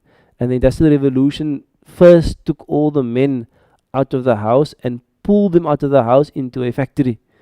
So now they were clocking out of the house for 9-10 hours a day. And then eventually the Industrial Revolution, especially after World War II, pulled all the women out of the house also. So now the men were out of the house and the women were out of the house, and we had this empty house with kids being whatever school and compulsory schooling and caregivers and all these things. Now it's a time to experience a different type of space where there's more integration and wholeness in our family and togetherness. So we should use opportunity to strengthen those bonds. Then, much of the difficulty in strengthening those bonds often come, like sometimes obviously have friction. And I always mention that in any long-term relationship, whether it's between yourself and your wife, yourself and your husband, yourself and your parents, yourself and your children, yourself and your siblings, in any long-term relationship, there is bound to be some friction. It's very rare that someone can go 30-40 years in a relationship and not have one disagreement. There are bound to be disagreements in a relationship. So first of all, accept that almost every single one of your relationships, you will have disagreements. And some, even as between a student and a teacher, there will be disagreements. In any relationship, there will be disagreements, especially if it's a long-term relationship. And those disagreements and that friction mustn't become a means of creating distance or separation or tension in the relationship. And the reason why those differences often create tension is actually sometimes because of a lack of spiritual maturity. The difference is inevitable. We're not questioning that. But the reaction to the difference is often exacerbated and often worsened by a lack of spiritual maturity, a lack of emotional maturity, a lack of control of the nafs. And so what we have to be careful of is that in our relationships, maybe you're at home with your wife and maybe there's issues that you are having. Sometimes those issues are coming out of a lack of spiritual maturity. Maybe could be a greed or a self-centeredness or a lack of generosity or ananiya and egoism. It's about myself. So we must be careful of those things. And we should have the maturity to transcend our lower selves and these lower forces and transcend that, and actually you are there to help the other person and to serve the other person. Therefore, when they asked Aisha radiallahu anhu, how was the Prophet sallallahu alaihi wasallam at home? She said, "Kana fi mihnati ahli." He was in the service of his family. He was a man that used to mend his clothes, used to see to his food, he used to do many things at home. He used to be in a spirit of service. And yes, his wives also served him. His wife served him many, many times. But he was also in a spirit of service towards his own family. So I think this is the first message I want to draw from some of the ayat of Ramadan, that it's a time for bonding, but the bonding happens because we have spiritual maturity in Ramadan.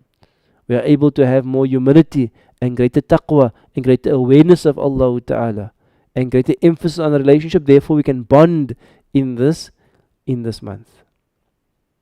So make the most of it. And very importantly, if there are relationships that you have to fix, now is the time to fix it. If you can't fix it in Ramadan, it's going to be very difficult after Ramadan. So if you have a relationship that is broken or neglected or affected or having difficulty, whether it's between yourself and a parent, yourself and a sibling, yourself and a child, yourself and your spouse, now is the time for you to work on it. Hunna libasul lakum wa antum libasul lahun. Now is the time to try to find that warmth and that comfort and that safety and that protection. Now is the time to try to mend that. The Prophet ﷺ said a very stern warning, Al-qati'u la yadkhulul jannah. The one that cuts the family ties will not enter paradise. Meaning directly. The one that cuts the family ties will not enter paradise. And the Prophet ﷺ says, Laysa al-wasilu bil mukafa. That a wasil, a person is not a joiner of family ties, the one who just reciprocates. If they good to me, then I'll be good to them. وَلَكِنَّ الْوَاصِلَ إِذَا انْقَطَعَتْ رَحِمُهُ وَصَلَهَا. That the joiner of family ties is the one that when it becomes broken, whether it's your fault or the other person's fault, when the ties become broken, they are the ones that join it. So this is an important month. It's part of your spiritual progress. It's part of your drawing towards Allah, is that you fix your affairs and you mend your affairs with the people around you. Starting with those who are closest to you and radiating out to your extended family, to your neighbors, is to mend your affairs now in this month. I want to end off and look at the verse immediately after Ramadan. The verse immediately after the instructions on Ramadan of that whole section is what? وَلَا تَأْكُلُوا أَمْوَالَكُمْ بَيْنَكُمْ بِالْبَاطِلِ وَتُدْلُوا بِهَا إِلَى الْحُكَّامِ لِتَأْكُلُوا فَرِيقًا مِنْ أَمْوَالِ النَّاسِ بِالْإِثْمِ وَأَنْتُمْ تَعْلَمُونَ. I'll just translate the first part. وَلَا تَأْكُلُوا, and do not, akala means to eat. وَلَا تَأْكُلُوا, and do not consume. Where is this verse here? Verse number 188, immediately after fasting. And do not consume أَمْوَالَكُمْ, your wealth, بَيْنَكُمْ, between you, بِالْبَاطِلِ, in batil, in something which is false, and something which is in error, and something which is unjust. So immediately after Ramadan, the next verse is telling you is do not consume, do not usurp, do not take other people's wealth unjustly. What's the lesson we can learn from that? Just in terms of the placement of the ayah, the lesson we can draw from that is that Ramadan, the effects of moving closer to Allah Ta'ala radiates to all your affairs. Because as you become closer to Allah Ta'ala, everything else starts to change. Even the way you deal with money, and the way you deal with business, and the way you deal with other people's property, that begins to change as well. So there's a very profound placement of this verse, that you're fasting. As you set your affairs right with Allah, you set your affairs right with creation in every single way. Whether in terms of a relationship, or whether in terms of even a financial dealing, that is also part of the barakah and the reform of Ramadan. Ramadan is holistic reform. In the middle of Ramadan, what? In the beginning of the ayat of Ramadan, you abstain from food and drink. In the middle of the ayat of Ramadan, you begged Allah and you pray, you turned to Allah, asking Him to change and asking Him to help you. And He guaranteed His response to you. In the last end of Ramadan, you are fixing your relationships with the people around you. And in the verse immediately after Ramadan, you are fixing even your financial affairs and your business dealings and your working in this dunya. You are fixing all of those things. So this is just in terms of the placement of the ayat of Ramadan. It is profound. It is profound. So for all of us to take note of this, that an effect of Ramadan is that you must fix everything. Slowly, one by one. But you make the niyat to fix everything. Ya Allah, I'm going to fix myself. I'm going to turn to you, Ya Allah. I want to become the muttaqeen, Ya Allah. I don't want to have conflict with my family. I don't want to have distance with my family. I don't want to have arguments with my family. I want to bring my family together. Ya Allah, I don't want to do anything wrong with the wealth that you give me. I want to deal with my wealth justly. And I will end with it and say, yes, this could refer to contract law and making sure that the two parties are happy in terms of the trade. But on another level, you could say that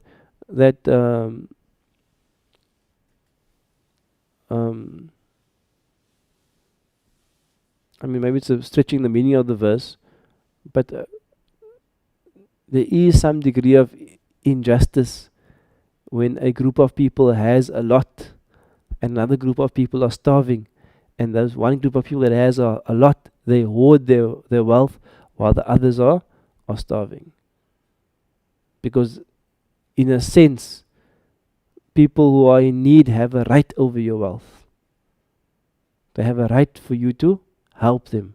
So don't consume wealth unjustly.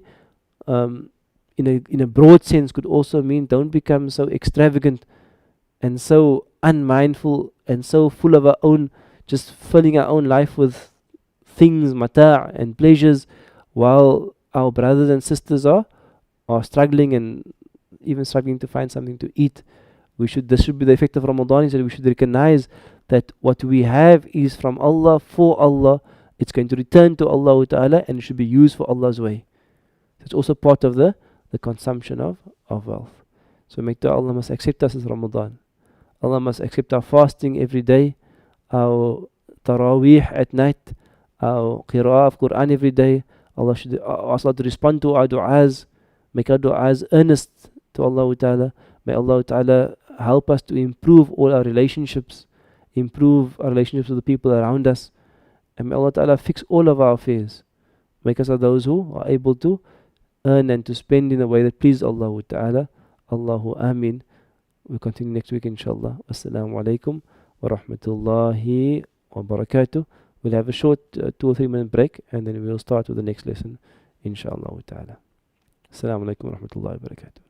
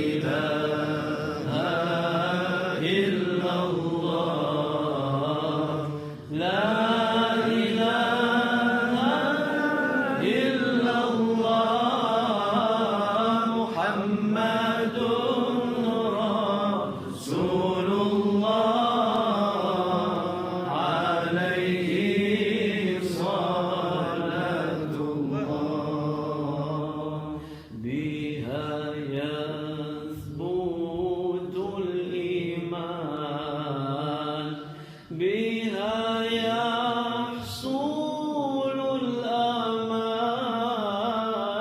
كرر أيها الإنسان لا إله إلا الله لا إله إلا الله لا إله إلا الله محمد رسول الله عليه صلاة الله قد أتانا في الأخبار عن المصطفى المختار أن أفضل الأذكار لا إله إلا الله لا إله إلا الله لا إله إلا الله محمد رسول الله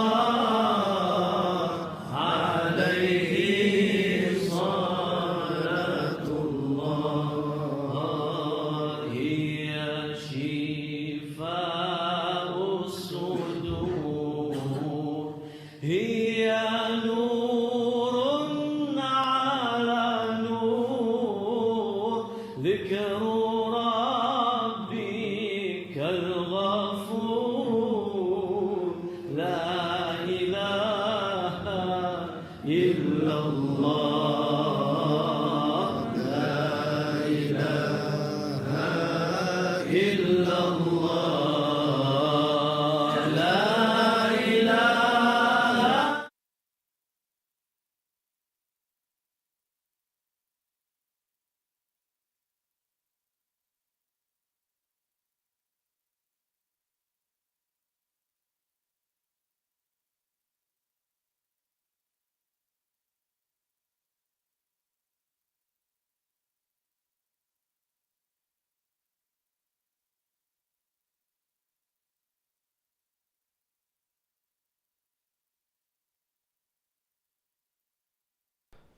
بسم الله الرحمن الرحيم الحمد لله رب العالمين والصلاة والسلام على أشرف المرسلين سيدنا وحبيبنا مولانا محمد صلى الله عليه وسلم وعلى آله وصحبه بارك وسلم سبحانك لا علم لنا إلا ما علمتنا اللهم علمنا ما ينفعنا وزدنا علما يا مقلب القلوب ثبت قلوبنا على دينك.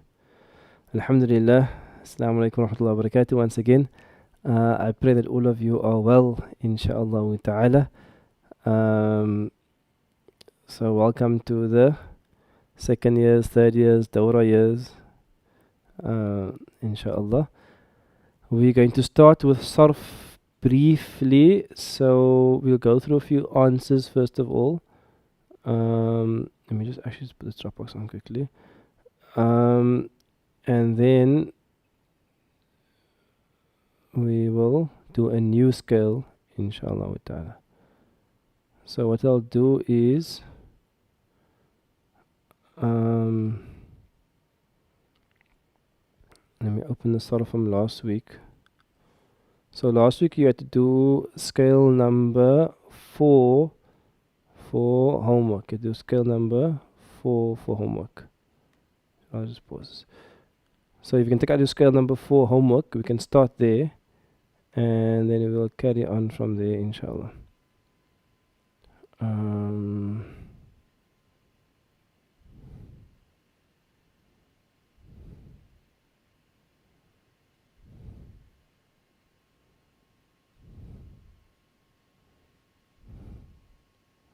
Okay.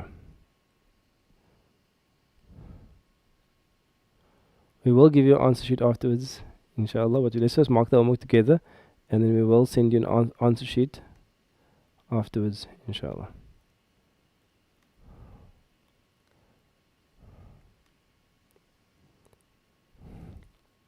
see.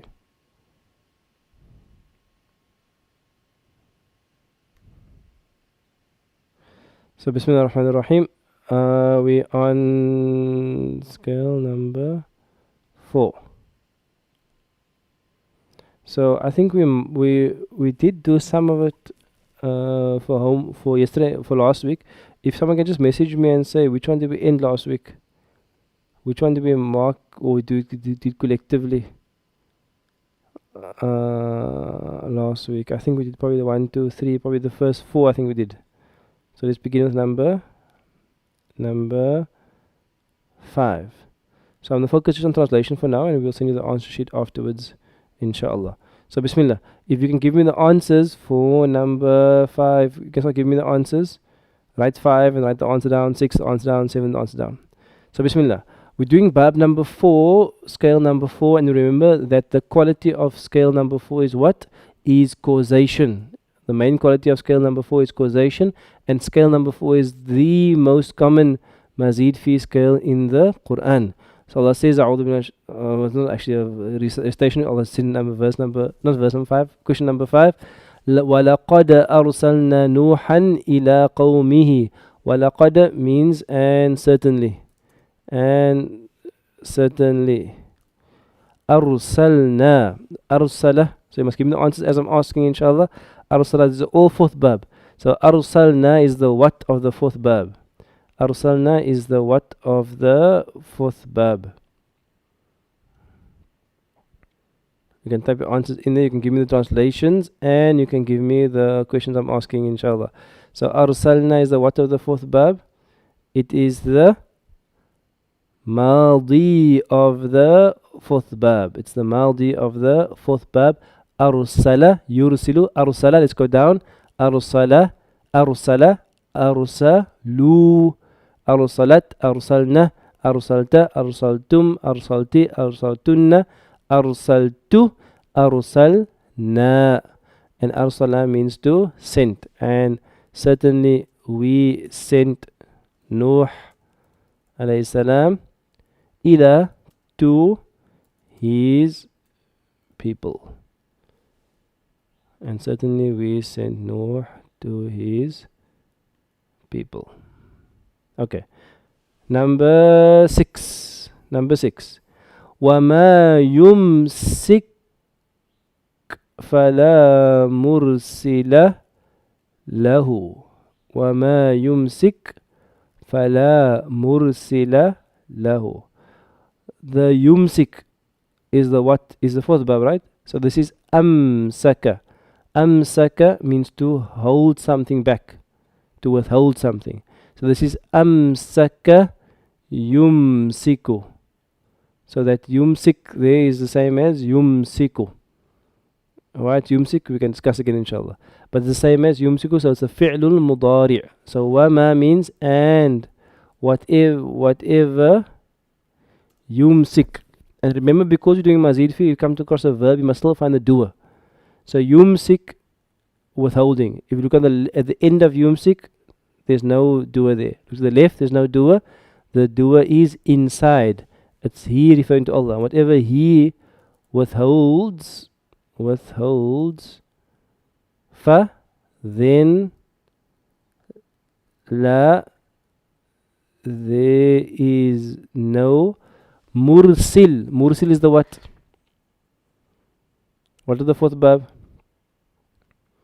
Arsala yursilu irsalan mursilun. It's the ismul fa'il. Then there is no sender for it. With the literal meaning, whatever he, Allah, withholds, fala mursila, there is no sender for it. It's the ismul fa'il. Ismul fa'il. Good. And also for those of you who do know, if you don't know, you don't know. If you do know, you do know, that mursil, that la is la nafiyatun lil jins. And that mursila is ismu la nafiyatun lil jins. For those of you who know about it, you'll know that means there is absolutely no sender for it at all. Okay, if you don't know, it's fine. We'll get there, inshallah. Number 7. وَلَهُ أَسْلَمَ مَنْ فِي السَّمَاوَاتِ وَلَهُ أَسْلَمَ مَنْ فِي السَّمَاوَاتِ and lahu for him. Aslama. Aslama is the what? Fourth bab. It is the Aslama yuslimu. It's the maldi of the fourth bab. Aslama means submitted. There's a bit of a tricky one here. Tricky one. What's tricky about it? The tricky thing is finding the fa'il, the doer for aslama. Who is the doer for aslama? Who is the fa'il for aslama? I look on the verb, I don't see anything there. I look to the left, I see the word man. Man means he who, or she who, or the one who. Man. That man is an ism. Man is an ism. Means the one who. But man is an ism whose ending can't change. Which means what? Man in raf'un is man. Man in nasbun is man. And man in jarun is man. You don't say manu, mana, mani. It's man. Man raf, man nasb, man jar. So to him submits. Who's the doer? The doer is actually the man. Remember, doer can't be on the right. Must be on the end, left or inside. Walahu, and to him submits. Who submits? Man. The one who. Or you can more correctly say whoever. Whoever is in the heavens. Okay, so the fa'il there is the man. The fa'il is the man. It's not inside aslama. The fa'il is the man. And to him Allah submits man, whoever is in the heavens. All good.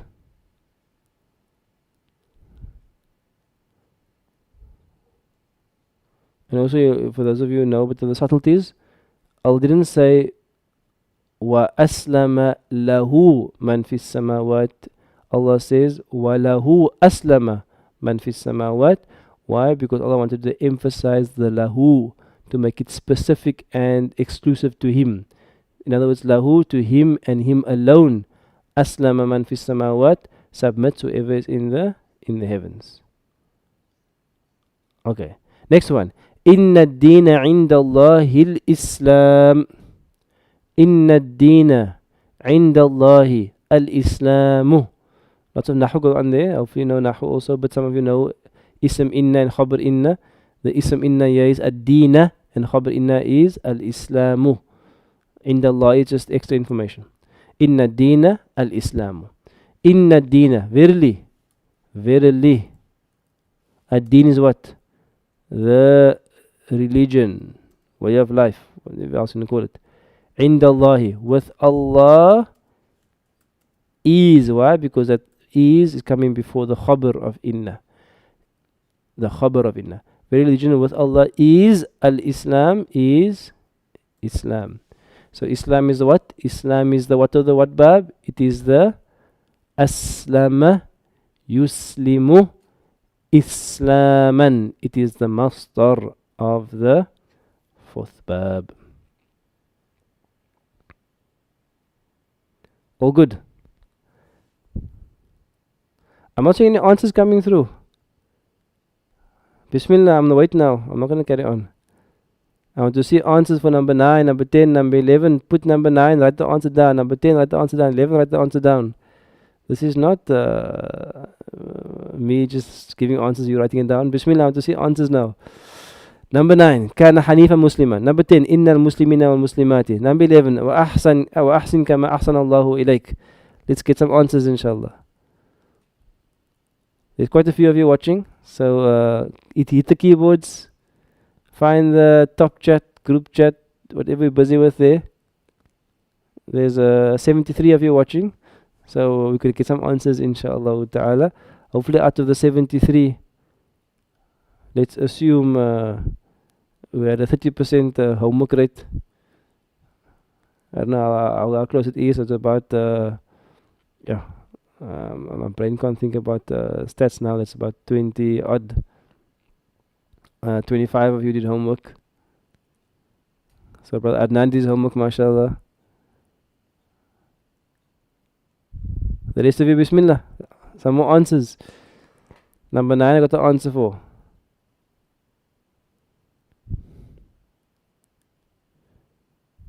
I see brother Adnan giving answers. Where's the rest of you?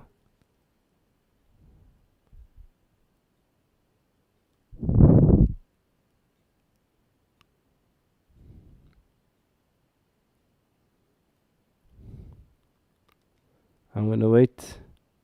I have all day.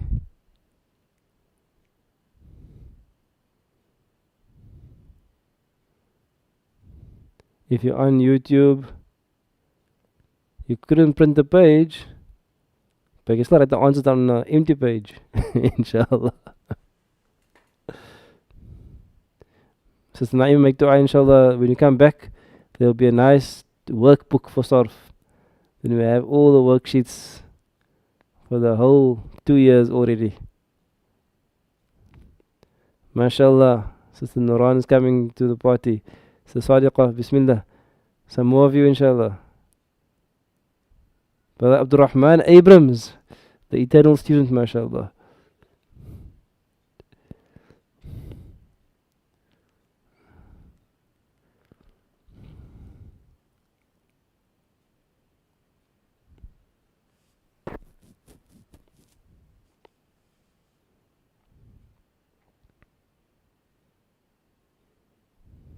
Some more answers. I want answers until number 14. I can see till 14 on my screen. So answers until number 14. And then we will carry on. So submit your answers until number 14. Insha'Allah ta'ala.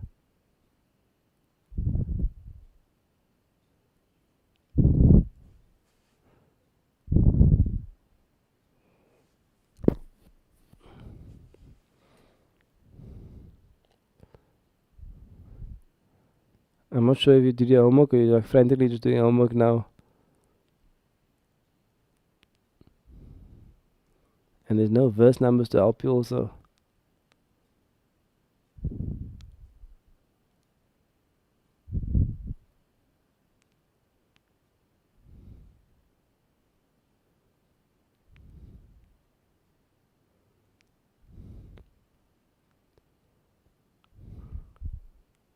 And generally also if you're translating for Sarf, try to keep it as literal as possible. Even if the sentence sounds awkward, just keep it literal for now. So we just get into translation mode. Of course, when you do like proper translations that you normally render something into like good English to convey the meaning in the best possible way. But in Sarf now and Nahu, we try and keep it as literal as possible, even if it sounds awkward. So we just try and match the sentence structure as close as possible.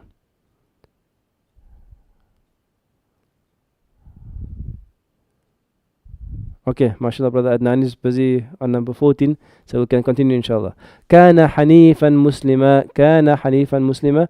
So, kana hanifan muslima, kana, for those of you who did kana before, kana must have a ism kana and a khabru kana.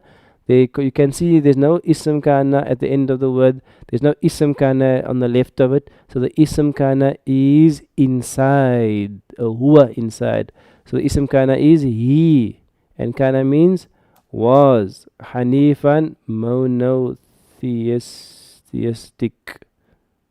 Was that right? Musliman. He was monotheistic, comma, a submit Musliman. It's what of the fourth bab? Aslama yuslimu islaman. Musliman is the ismul fa'il of the fourth bab. Number 10. Innal muslimina wal muslimati. Both of those are ismul fa'il. Indeed, the believers, male, and the believers, female.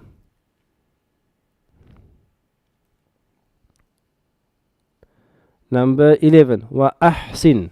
What bab is that? Ahsana. Yuhsinu. Ihsanan. Muhsinun. Muhsanun. Ahsin. Ahsin is an amr of the fourth bab. And do good. Kama, as how. Ahsanallahu ilayka, as how Allah has done good to you. Number 12. Number 12. وَبِالْوَالِدَيْنِ إِحْسَانًا. وَبِالْوَالِدَيْنِ, wa means and be with the parents, with the two parents. Aini, the three means with the two parents. Ihsana. What's ihsana? Ihsana is ahsana. Say it with me. Ahsana. Yuhsinu. Ihsanun. It's the masdar. And the masdar we can normally add ing. It's the name of the verb. So, and with the two parents is what? Is goodness. With the two parents, goodness. Again, we're just keeping the meaning, the translation very literal. We'll obviously render it differently in a formal translation, but what it means, goodness or being good. Goodness / being good. The name of the verb. Number 13. Inna Allah yuhibbul muhsinin. Inna Allah, verily Allah loves al-muhsinin. Ahsana. Yuhsinu ihsanan. Muhsinun, it's the ismul fa'il. Muhsinun, two muhsins are called what?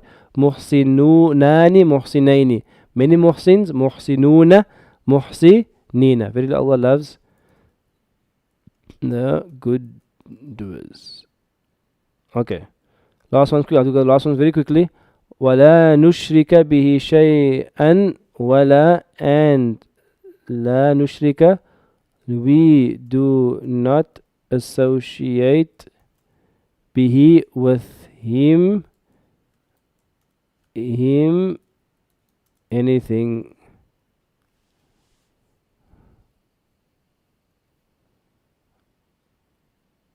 And we do not associate him anything. And also that's going to be mudari'.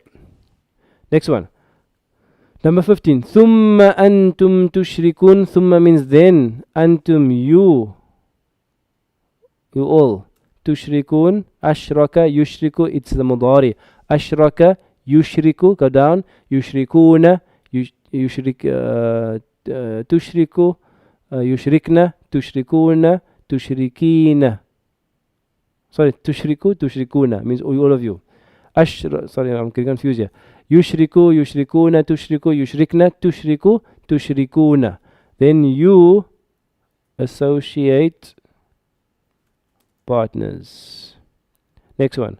وَمَا كَانَ, and he was not from the associators of partners. Number 17. وَيُعَذِّبُ, and he punished. And yu'adhibu is the second bab, right? It means to causation, to cause adhab. And he punished the hypocrites.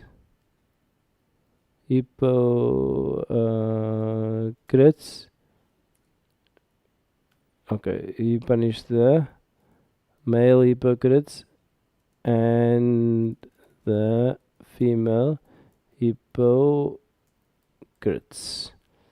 And Bashir,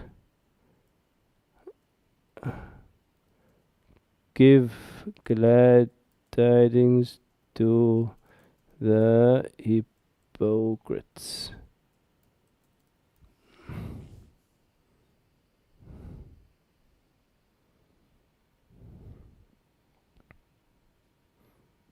Number 14, why is it nushrika? I think it should be nushriku. I think it's probably a mistake in the tapping. وَلَا نُشْرِكُ بِهِ شَيْئًا. Okay, so we're going to send you the answer sheets. Your homework is to mark your homework, inshallah ta'ala. Let me just. Okay. I don't think that the answer sheets are available for you. I mean, the next scale is available for you right now. So I'm going to ask you just all to look at the screen and do it from the screen, inshallah. So we can just do it together. So now we're going to quickly learn a new scale. We're going to quickly learn a new scale. Okay, this scale is the fifth bab. What it means and what the qualities are, I will discuss next week, inshallah ta'ala. So let's just learn the scale now. This is the fifth bab. You know the second bab, fa'ala yufa'ilu. You know the third bab, fa'ala yufa'ilu.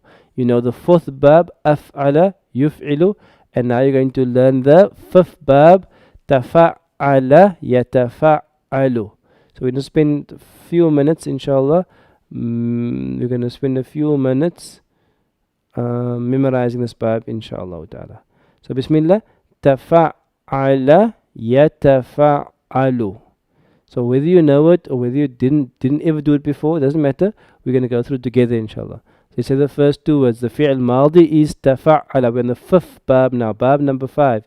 We're halfway there. Tafa'ala and then yatafa'alu. Again, tafa'ala yatafa'alu. Again, tafa'ala yatafa'alu. Again, tafa'ala yatafa'alu. Last time, tafa'ala yatafa'alu. Say it from memory without looking. Tafa'ala yatafa'alu. Again, tafa'ala yatafa'alu. Next one is tafa'ulan. If you look at my screen here, hopefully you can see my screen. Let me just zoom in a bit here. Not too much. There we go. Is a mistake here. Shouldn't be tafa'unlan. Just tafa'ulan. Okay, I'll fix it before I send it to you. Tafa'ulan. Tafa'ulan. All together. Tafa'ulan. Again. Tafa'ulan. Tafa'ulan. Let's do the first three. Tafa'ala yatafa'alu tafa'ulan. Again. Tafa'ala yatafa'alu tafa'ulan. Again. Tafa'ala yatafa'alu tafa'ulan. Last time. Tafa'ala yatafa'alu tafa'ulan.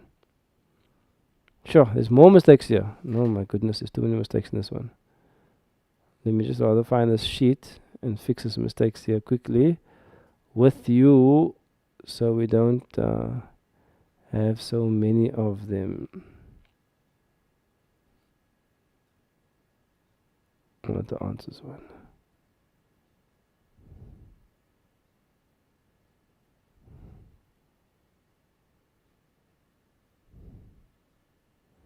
Okay, let's fix the mistakes quickly here. This should be tafa'ulan.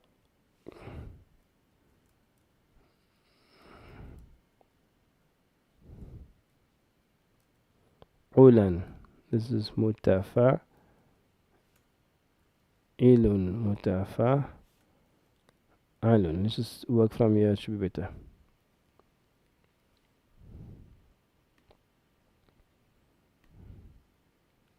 Sorry for that. Let's start again, inshallah.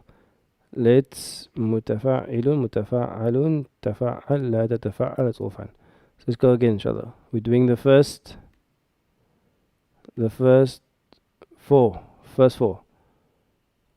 It's not the first four, sorry. The first three. Tafa'ala yatafa'alu tafa'ulan. Again. Tafa'ala yatafa'alu tafa'ulan. Again, tafa'ala yatafa'alu tafa'ulan. Say it from memory now. Tafa'ala yatafa'alu tafa'ulan. Again, tafa'ala yatafa'alu tafa'ulan. If you want to memorize, you must say it loudly. You're able to hear the sound. You're able to kind of feel the sound. Tafa'ala yatafa'alu tafa'ulan. Again, don't be shy. Tafa'ala yatafa'alu tafa'ulan. Next one is ismul fa'il mutafa'ilun, and the ismul maf'ul mutafa'alun, mutafa'ilun, mutafa'alun, mutafa'ilun, mutafa'alun. The ain changes. Again, mutafa'ilun, mutafa'alun. Again, mutafa'ilun, mutafa'alun. One more time. Mutafa'ilun, mutafa'alun. Bismillah. The first five. Tafa'ala yatafa'alu, tafa'ulan, mutafa'ilun, mutafa'alun. Again. Tafa'ala yatafa'alu, tafa'ulan, mutafa'ilun, mutafa'alun. Again. Tafa'ala yatafa'alu, tafa'ulan, mutafa'ilun, mutafa'alun. Again. Tafa'ala yatafa'alu, tafa'ulan, mutafa'ilun, mutafa'alun. Again. Tafa'ala yatafa'alu, tafa'ulan, mutafa'ilun, mutafa'alun. Last two. The amr here is tafa'al and the nahi is la tatafa'al. The amr is tafa'al la tatafa'al. Again, tafa'al la tatafa'al. So from the beginning we'll do it inshallah. Even if you're struggling to memorize, it's fine. Just learn to say it smoothly. The more you say it, the more you get used to it. Bismillah. Tafa'ala. Tafa'ala yatafa'ala. We'll say 3 times from the page, 3 times from memory, inshallah ta'ala. Tafa'ala yatafa'alu, tafa'ulan, mutafa'ilun, mutafa'alun. Tafa'al la tatafa'al. Again. Tafa'ala yatafa'alu, tafa'ulan, mutafa'ilun, mutafa'alun. Tafa'al la tatafa'al. Last time. Tafa'ala yatafa'alu, tafa'ulan, mutafa'ilun, mutafa'alun. Tafa'al la tatafa'al. I'm not going to explain what this means now. All your homework is this. Your homework is to memorize this first line, number 1. Then your homework is to write out tafakkara on the same pattern. Tadhakkara, tawakkala, ta'allama, tarabbasa, and tabayyana. I'll put the meaning in here so you have the meaning as well. If you want to, you can translate it as well. Okay, don't worry about translation. I'll give it to you anyway. We'll see it in the translation actually. Tafakkara means he thought. Tadhakkara means he remembered.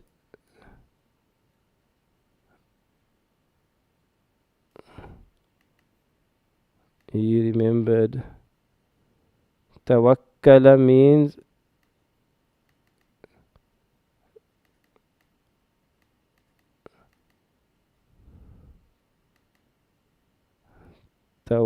remembered.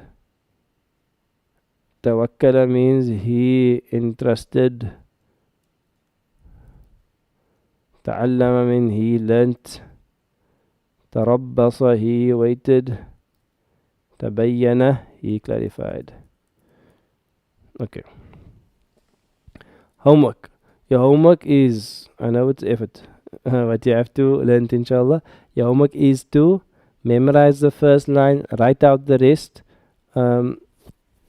If you want to, it will be good. I think it will be good also to do translation inshallah. I know it's quite a bit, but it will be good inshallah ta'ala. So what we can do is I'm going to make a recording of myself saying it each one twice, and so you can practice it as well. So I'll make a recording now and then you can all practice it. Let's say it together inshallah. So Bismillah ar-Rahman ar-Rahim. Bismillah ar-Rahman ar-Rahim. Scale number 5. Tafa'ala. Tafa'ala yatafa'alu, tafa'ulan, mutafa'ilun, mutafa'alun. Tafa'al la tatafa'al. Tafa'ala. Tafa'ala yatafa'alu, tafa'ulan, mutafa'ilun, mutafa'alun. Tafa'al la tatafa'al. Tafa'ala. Tafa'ala yatafa'alu, tafa'ulan, mutafa'ilun, mutafa'alun. Tafa'al la tatafa'al. Tafakkara. Tafakkara yatafakkaru, tafakkuran, mutafakkirun, mutafakkarun. Tafakkar la tatafakkar. Tafakkara. Tafakkara yatafakkaru, tafakkuran, mutafakkirun, mutafakkarun. Tafakkar la tatafakkar. Tadhakkara. Tadhakkara yatadhakkar يتذكر تذكرا متذكر متذكر تذكر لا تتذكر تذكر تذكر يتذكر تذكرا متذكر متذكر تذكر لا تتذكر توكل توكل يتوكل توكلا متوكل متوكل توكل لا تتوكل توكل توكل يتوكل توكلا متوكل متوكل توكل لا تتوكل تعلم تعلم يتعلم تعلما متعلم متعلم تعلم لا تتعلم تعلم تعلم يتعلم تعلما متعلم متعلم تعلم لا تتعلم تربص تربص يتربص تربصا متربص متربص تربص لا تتربص تربص تربص يتربص تربصا متربص متربص تربص لا تتربص تبين تبين يتبين تبينا متبين متبين تبين لا تتبين تبين تبين يتبين تبينا متبين متبين تبين لا تتبين. That's 2 minutes and 44 seconds. If you practice that every single day for the next week, you will be able to say it smoothly from memory, insha'Allah ta'ala. Okay, so I'll leave that with you for homework, insha'Allah ta'ala. Any question in terms of explanation? I'll explain the bab next time, insha'Allah ta'ala. So again, even if you're struggling to memorize, I know some of you maybe struggle to memorize, just say it often, say it smoothly, and that will be good. Let me just save this in the drive so you have it.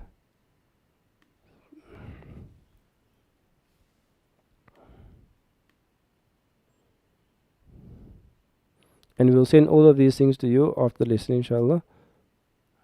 And they'll also be on the drive folder, inshallah.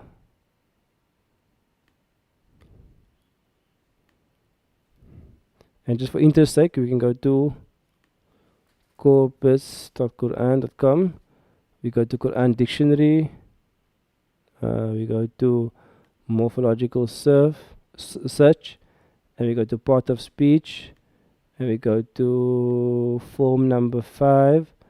We press submit. And form number 5 appears 466 times in the Quran.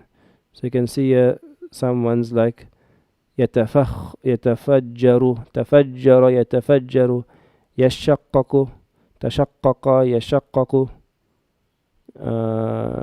يتعلمون ويتعلمون يتبدل تبين تقلب يطوف. So these are the 466 times it appears in the Quran. So it's good to know what it means, and next week we'll discuss the meaning, inshallah ta'ala. Okay, for this week, let me just see.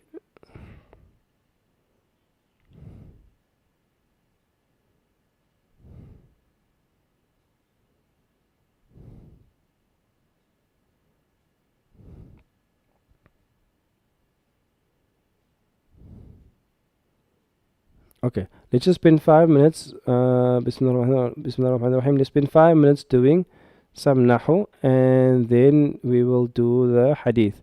So if you can take out your homework for last week, and then we will mark that, inshallah.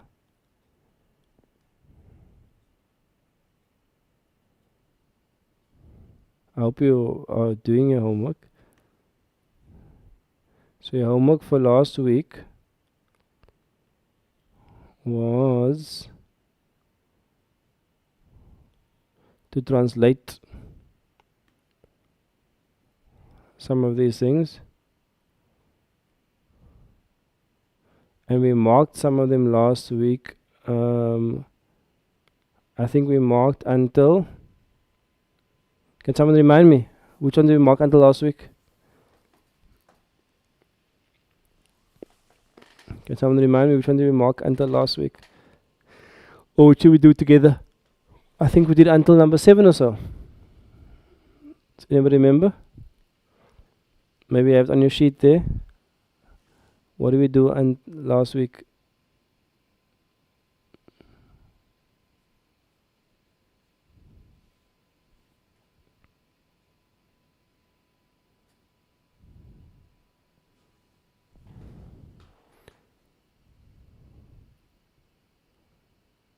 I think it was number. Okay, let's start with number 8, inshallah. So, Bismillah ar-Rahman ar-Rahim. We are doing, remember, we're doing Na'ibul Fa'il. We're doing Na'ibul Fa'il. And Na'ibul Fa'il always comes with a majhul verb. So, I will repeat. When it comes to a ma'loom verb, a normal verb like fa'ala yaf'alu and all those ones, fa'ala yufa'ilu, we must find the fa'il. When it comes to a majhul verb, we must find na'ibul fa'il. So number 7, inshallah, bismillah. Wala'in. Wala'in means and. Certainly, if. Qutiltum. Qutiltum. So, qatala means he killed. Qataltum means all of you killed. Qutiltum means all of you are killed. So, and certainly if you were killed. Qutiltum, you were killed. And where's the na'ibul fa'il? The na'ibul fa'il is the tum. Fi sabilillah, in the path of Allah. And there will be a rest of the sentence. Okay, number 7. What takhud? Can you give me some answers, please? So, can you give me answers for number 8, 9, 10, 11, 12, 13, 14, 15? Please send me some answers.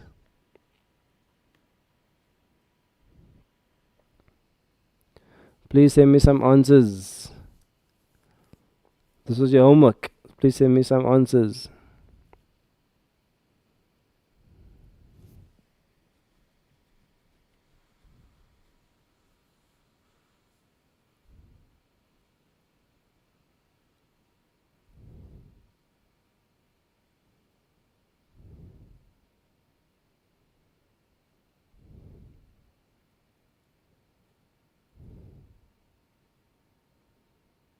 I'm waiting for answers. Number 8, 9. واتخذوا من دون الله آلهة لعلهم ينصرون لما يقتل في سبيل الله أموات.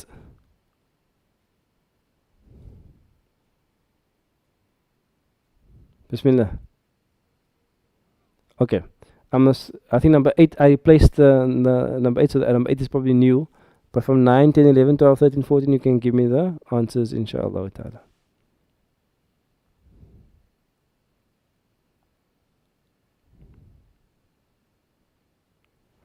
So, واتخذوا,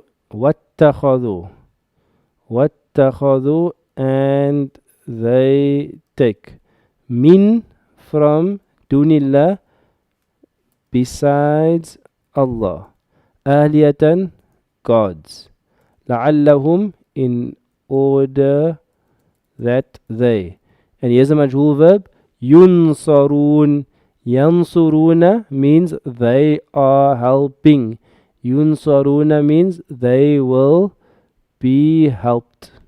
And that una, that waw at the end, is a na'ibul fa'il. In order that they will be helped. And they take from besides Allah gods in order that they will be helped. Okay. لِمَن يُقْتَلُ فِي سَبِيلِ اللَّهِ أَمْوَاتٍ. Bismillah, where's our students?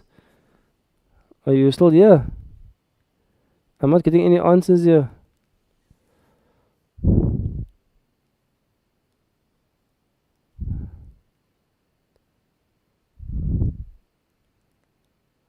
I'm not going to carry on until I get an answer here for number 9.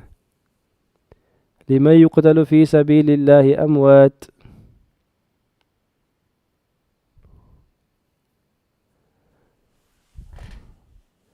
So Bismillah, I'm waiting for an answer for number 9, number 10, number 11, number 12, number 13, number 14. Bismillah, send your answers.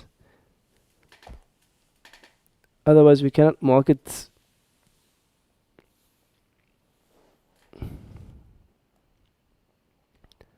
Allah.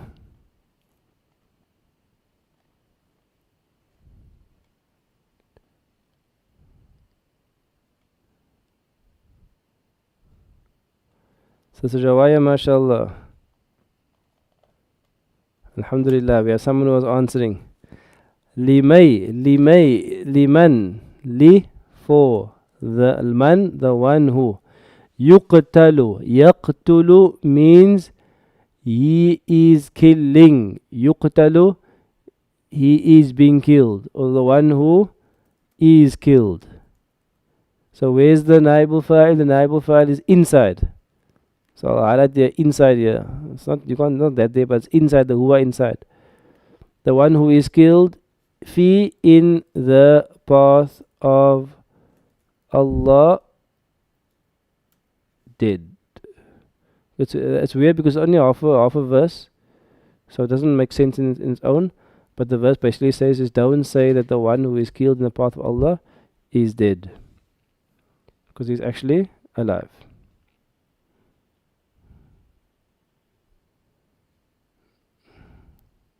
Number 10, Bismillah. Number 11, keep the answers flowing. I got answers from mashallah Sister Nadia, Abdul Rahman, Usman, Uthman, Sister Rifta, Nuran. Where are the answers? Adnan, what happened to you? You were active and now you're not there anymore. Part of 9. What does part of 9 mean?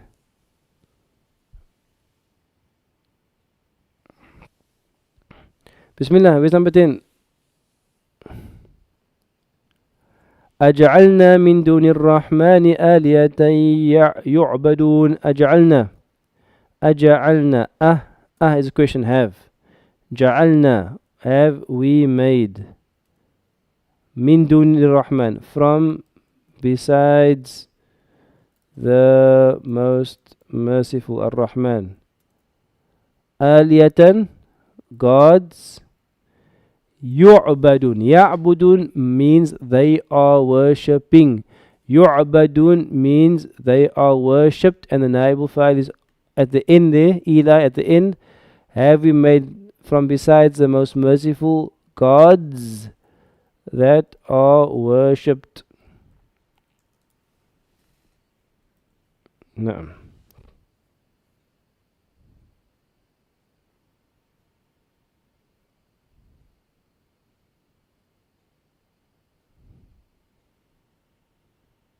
Or to be worshipped, the fine as well. Number 11, Bismillah, what's answer for number 11?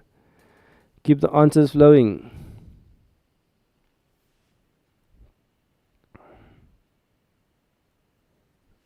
Or to be worshipped, the fine as well. To be is fine.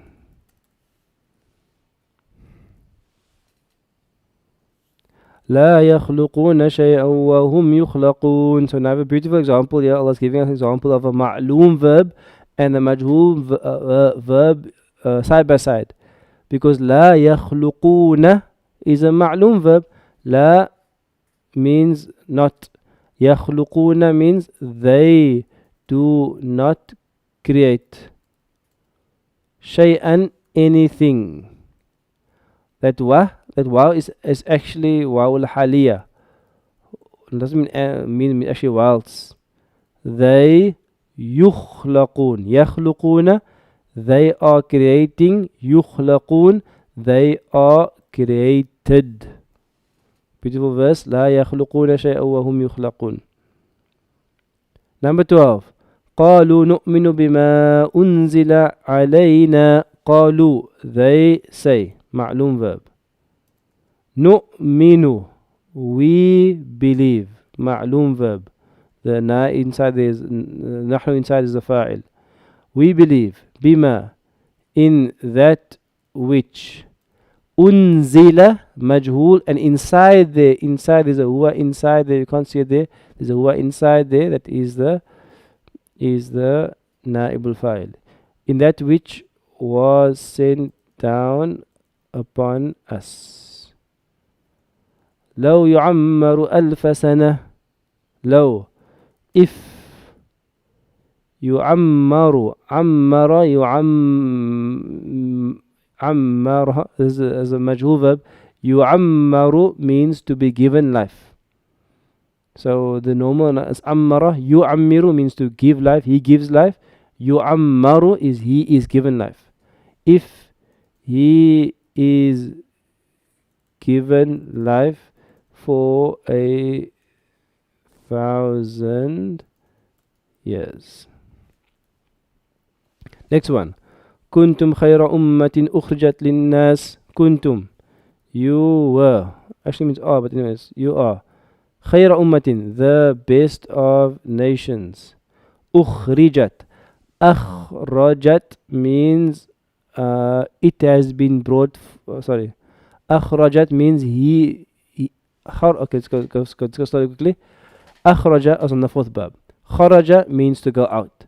Akhraja means causation, means he brought something out. For example, if I take this thing here, I can see this thing here, and I pull the battery out of here, I'm making akhraja. I am the one that is removing the battery. Ukhrijat means the one that has been brought forth. So akhrajat, akhraja, akhraja means he brought forth. Ukhrijat means the nation was brought forth.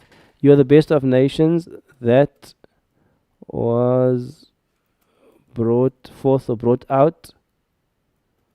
forth for humankind, mankind, people. The last one, فَلَا يُخَفَّفُ عَنْهُمْ وَلَا هُمْ يُنظَرُونَ. So these ones here are going to be a bit more difficult because they're majhul on the mazid fi. So you might have struggled if you tried your homework, but that's how you're going to learn, inshallah. خَفَّفَ يُخَفِّفُ means to make something lighter. خَفَّفَ يُخَفِّفُ means to make something lighter. But there's not يُخَفِّفُ, there's يُخَفَّفُ. So it's majhul, has been made lighter. فَلَا يُخَفَّفُ, so will not be made lighter for them. Wala, and not will they. Yunzarun, yunzarun means to be granted respite, granted delay. Nor will they be granted respite or delay. No. So yunzarun, yukhaffafu, it's inside there somewhere. There's a huwa inside, and yunzarun, there's a naibul fa'il. Okay. So that's basically the end of naibul fa'il. It's a bit of a tough lesson. But the homework here was important. So your homework here was important for naibul fa'il. I'm not going to give you any. Can you imagine that? I'm going to give you no nahu homework, only yourself. So no nahu homework, only yourself. Your only homework for nahu is to mark this. We're going to give you the answer sheet. Your only homework is to mark this. Okay. You're all good. Last thing we're going to do, inshallah, is we're going to memorize a new hadith. But before those of you who are not memorizing, run away. I have good news, inshallah. We're going to first start with the new hadith and explain that hadith, so at least you can get the hadith. And then those of you who want to come do your lessons, back lessons and recent lessons with us now, we can do it together, inshallah. So we're first going to start with the hadith. So, Bismillah. I'm not sure if this probably didn't sync with your drive yet, so we're going to send this to you afterwards. But you can just do it from the screen. Inshallah, we can follow from the screen. So the new hadith. Okay. Actually, let me just do something else first.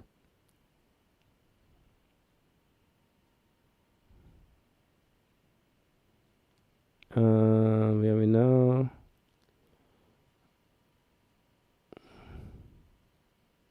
Last week we did a beautiful hadith, and I don't think I did the whole hadith with you, but let's just go for last week's hadith quickly.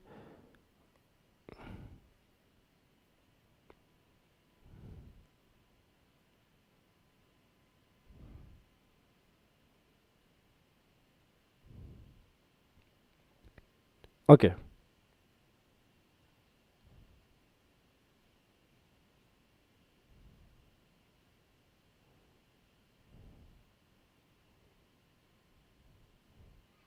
Okay, no. Leave last hadith. Let's go straight to the new hadith. Sorry, I'm confusing myself here.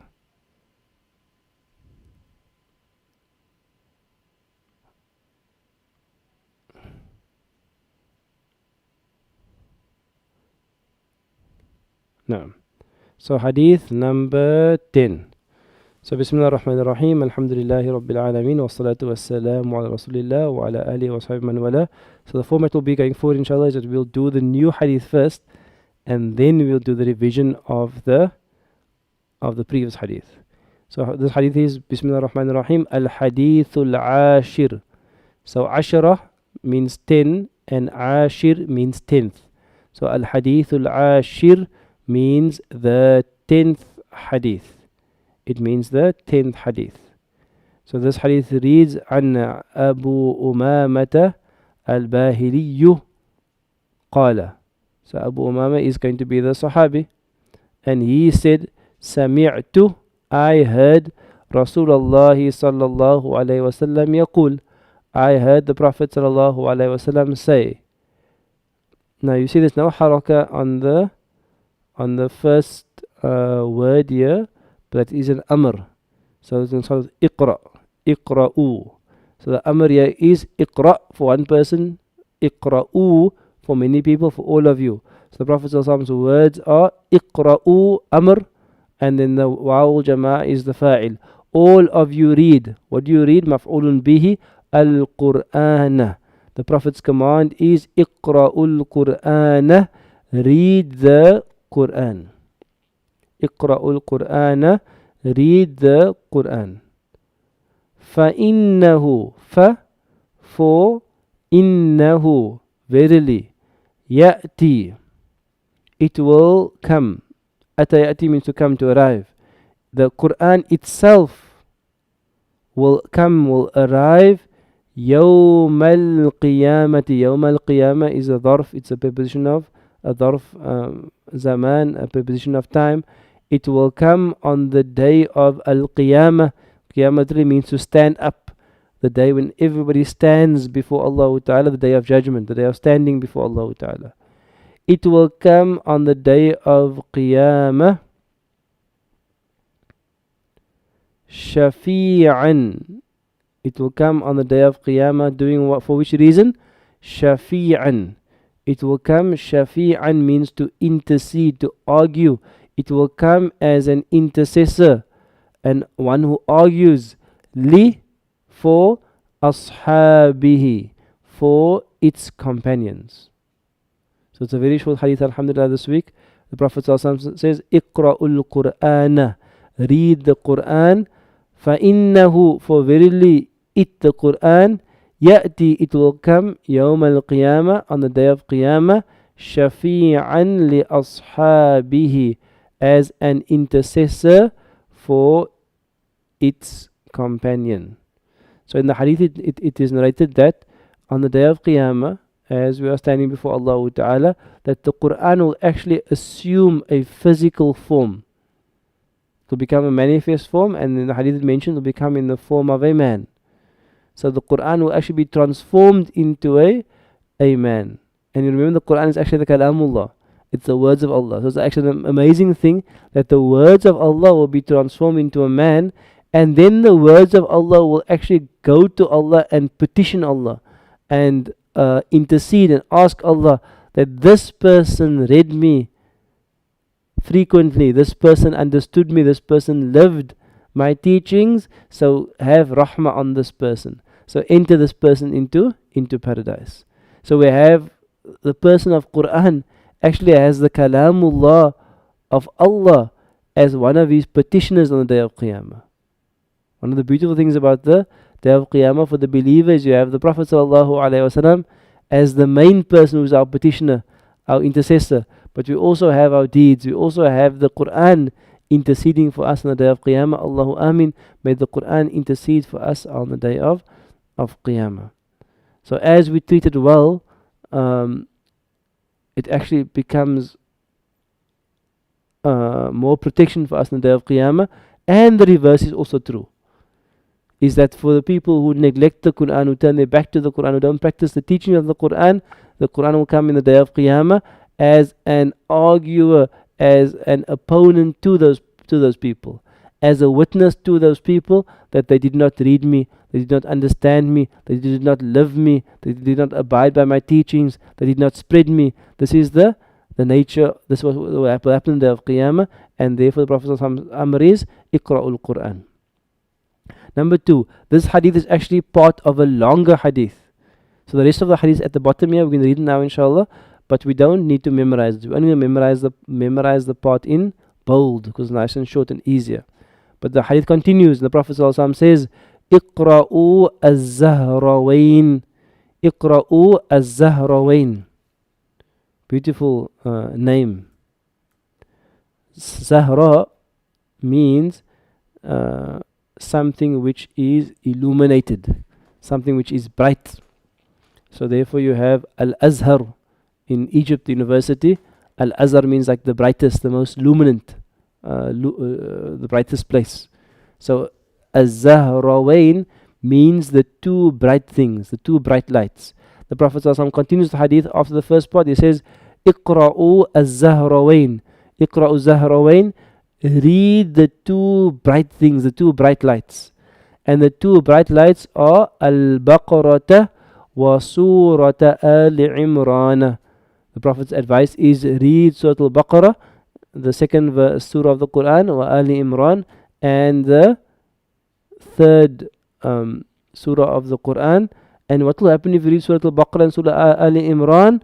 فَإِنَّهُمَا, for verily it, Surah Baqarah and Surah Ali Imran specifically, تَأْتِيَانِ, they will come, يَوْمَ الْقِيَامَةِ, on the day of Qiyamah, كَأَنَّهُمَا غَمَامَتان, as if there are two ghamamas, as if there are two clouds.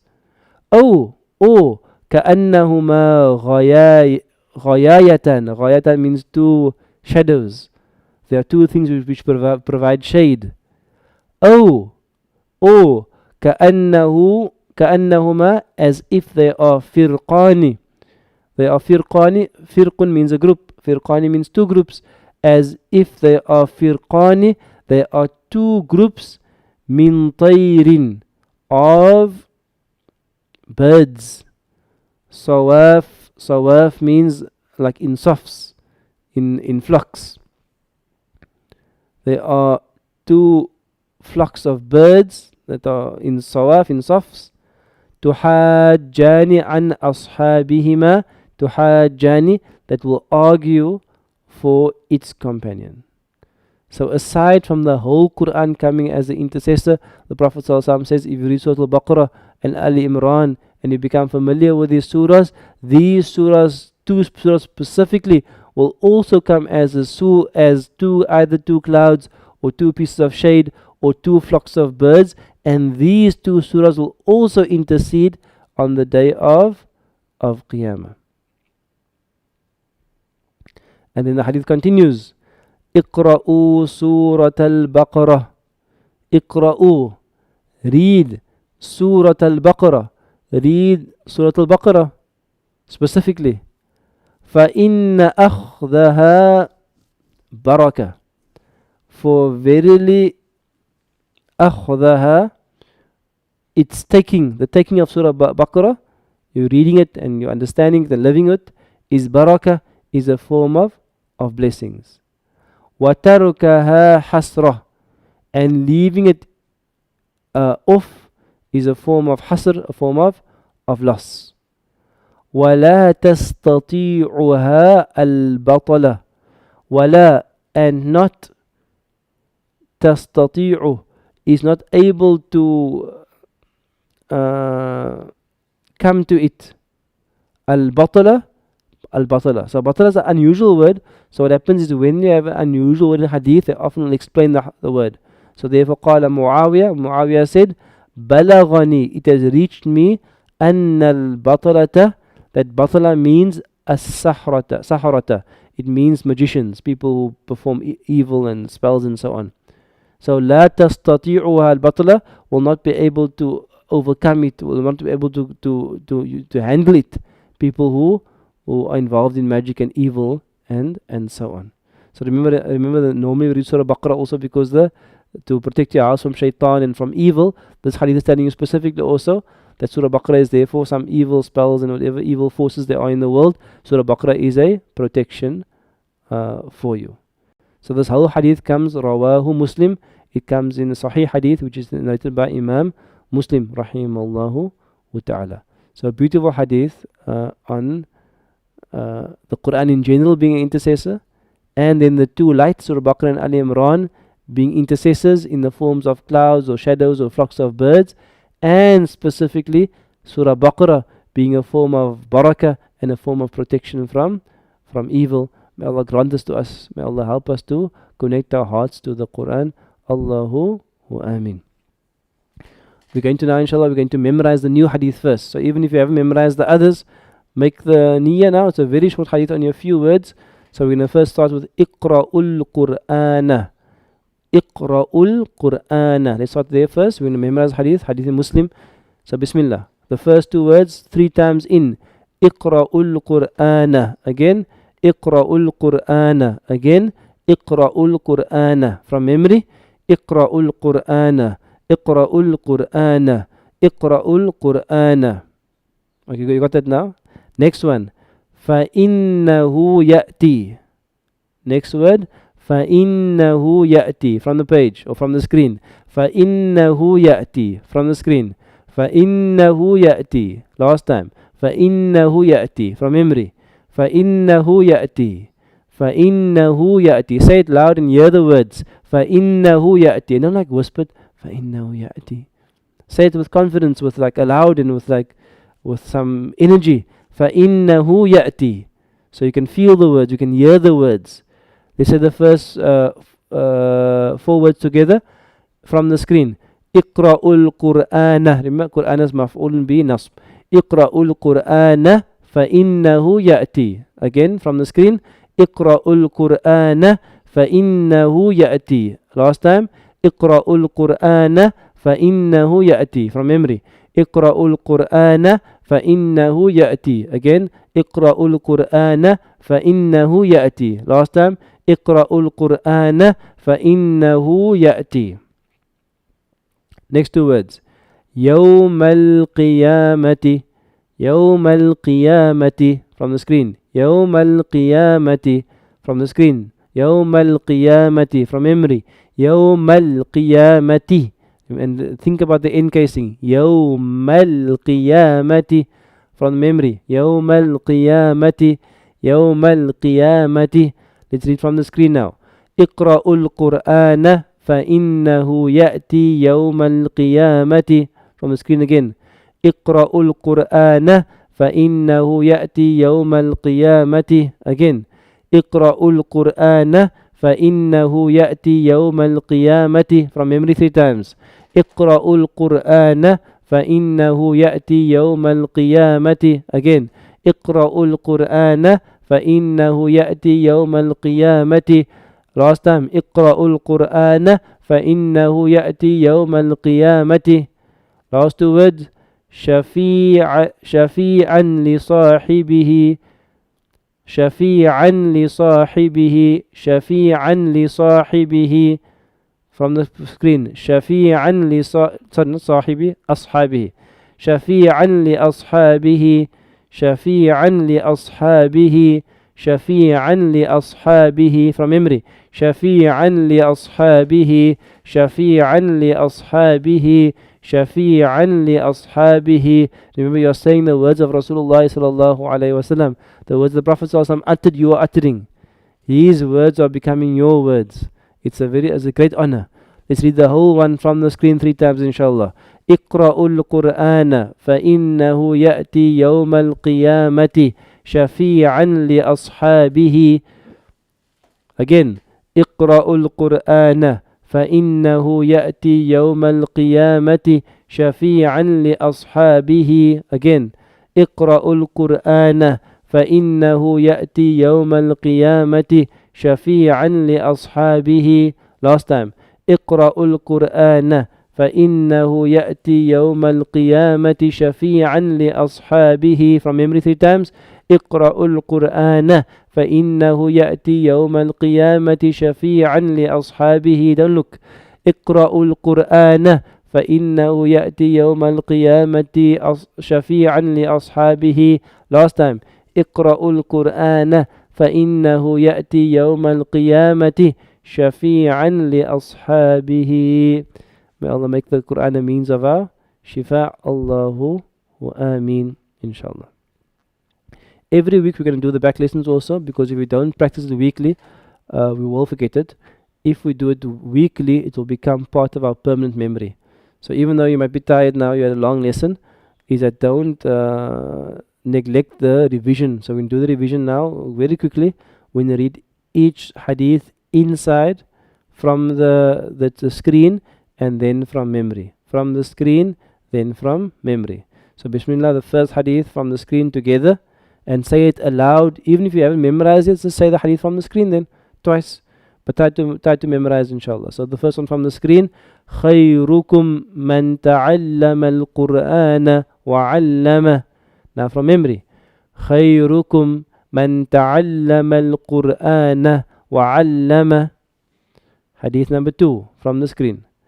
من قرأ حرفا من كتاب الله فله به حسنة والحسنة بعشر أمثالها. لا أقول ألف لام ميم حرف ولكن ألف حرف ولام حرف وميم حرف. From the screen, from memory now. من قرأ حرفا من كتاب الله فله به حسنة والحسنة بعشر أمثالها. لا أقول ألف لام ميم حرف ولكن ألف حرف ولام حرف وميم حرف. Yes, Muhammad will be on tonight, inshallah ta'ala. Hadith number 3 from the screen. Again, this is the words of Rasulullah sallallahu alayhi wa sallam. Please make an effort, inshallah. Try hard, inshallah ta'ala. From the screen. إن الله يرفع بهذا الكتاب أقواما ويضع به آخرين. From memory. إن الله يرفع بهذا الكتاب أقواما ويضع به آخرين. MashaAllah. Hadith number 4. I'm really excited, inshallah, if a few students can memorize all 40 hadith, inshallah. It will be an amazing achievement, inshallah. I don't know, sure, not many people have memorized 40 hadith. I mean, I'm talking about like ulama, I'm talking about normal, everyday people. So it's a big achievement, inshallah ta'ala. Let's read it one time from the screen.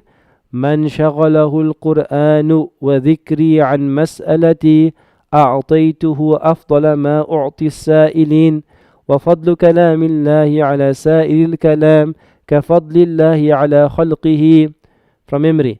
من شغله القرآن وذكري عن مسألتي أعطيته أفضل ما أعطي السائلين وفضل كلام الله على سائر الكلام كفضل الله على خلقه. Now the tough one. From the screen, inshallah, once, and from memory. مثل المؤمن الذي يقرأ القرآن كمثل الأترجة ريحها طيب وطعمها طيب ومثل المؤمن الذي لا يقرأ القرآن كمثل التمرة لا ريح لها وطعمها حلو ومثل المنافق الذي يقرأ القرآن مثل الريحانة ريحها طيب وطعمها مر ومثل المنافق الذي لا يقرأ القرآن كمثل الحنظلة ليس لها ريح وطعمها مر. This was difficult, I might struggle, but Bismillah. مثل المؤمن from memory now. مثل المؤمن الذي يقرأ القرآن كمثل الأترجة ريحها طيب وطعمها طيب ومثل المؤمن الذي لا يقرأ القرآن كمثل التمرة لا ريح لها وطعمها حلو ومثل المنافق الذي يقرأ القرآن مثل الريحانة ريحها طيب وطعمها مر ومثل المنافق الذي لا يقرأ القرآن كمثل الحنظلة ليس لها ريح وطعمها حلو طعمها مر. ما ليس لها ريح وطعمها مر. Next one from the text. ومثل الجليس الصالح كمثل صاحب المسك إن لم يصبك منه شيء أصابك من ريحه ومثل الجليس السوء كمثل صاحب الكير excuse me ومثل الجليس السوء كمثل صاحب الكير إن لم يصبك من سواده أصابك من دخانه. From memory. ومثل الجليس الصالح كمثل صاحب المسك إن لم يصبك منه شيء أصابك من ريحه ومثل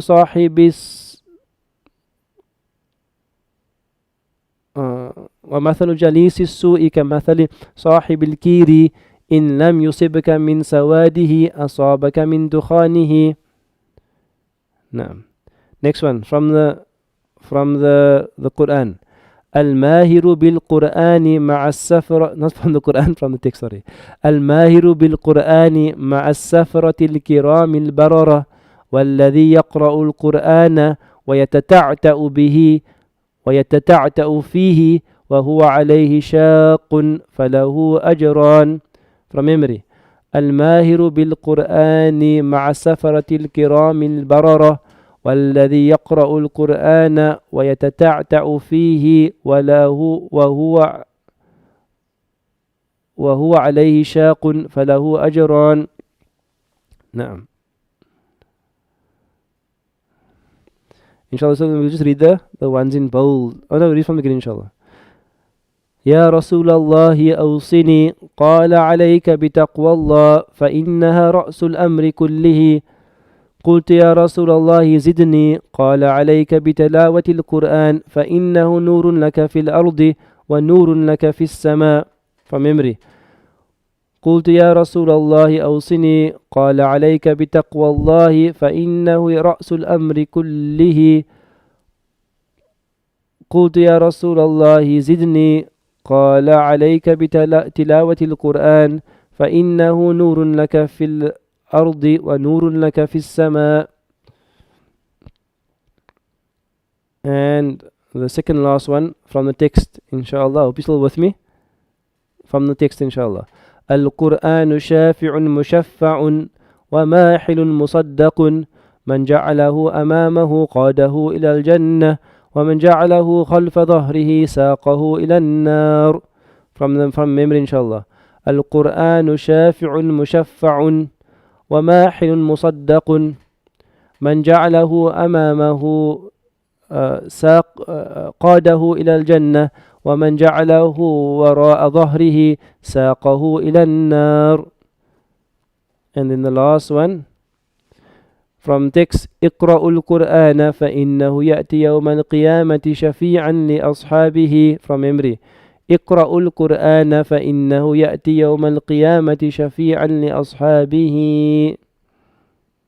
اللهم صل على سيدنا محمد وعلى آله وأصحابه بارك وسلم. Alhamdulillah, we have finished one quarter of the 40 hadith.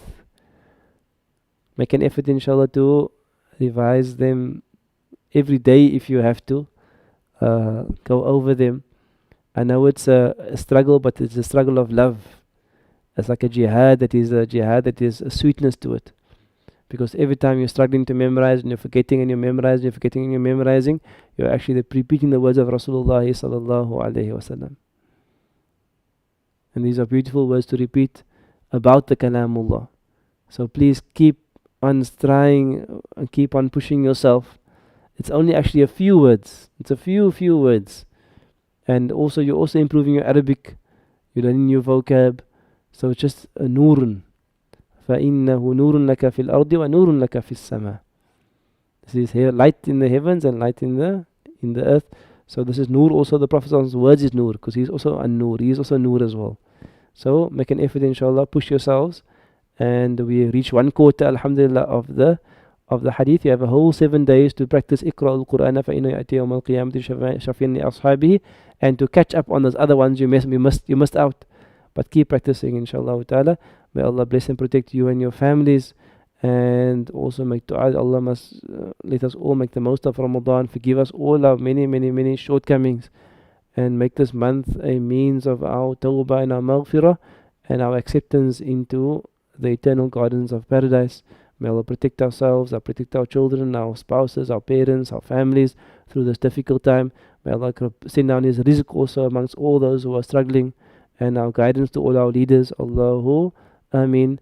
We will continue next week, inshallah ta'ala. Please remember us in your du'as. Wassalamu alaikum wa rahmatullahi wa barakatuh.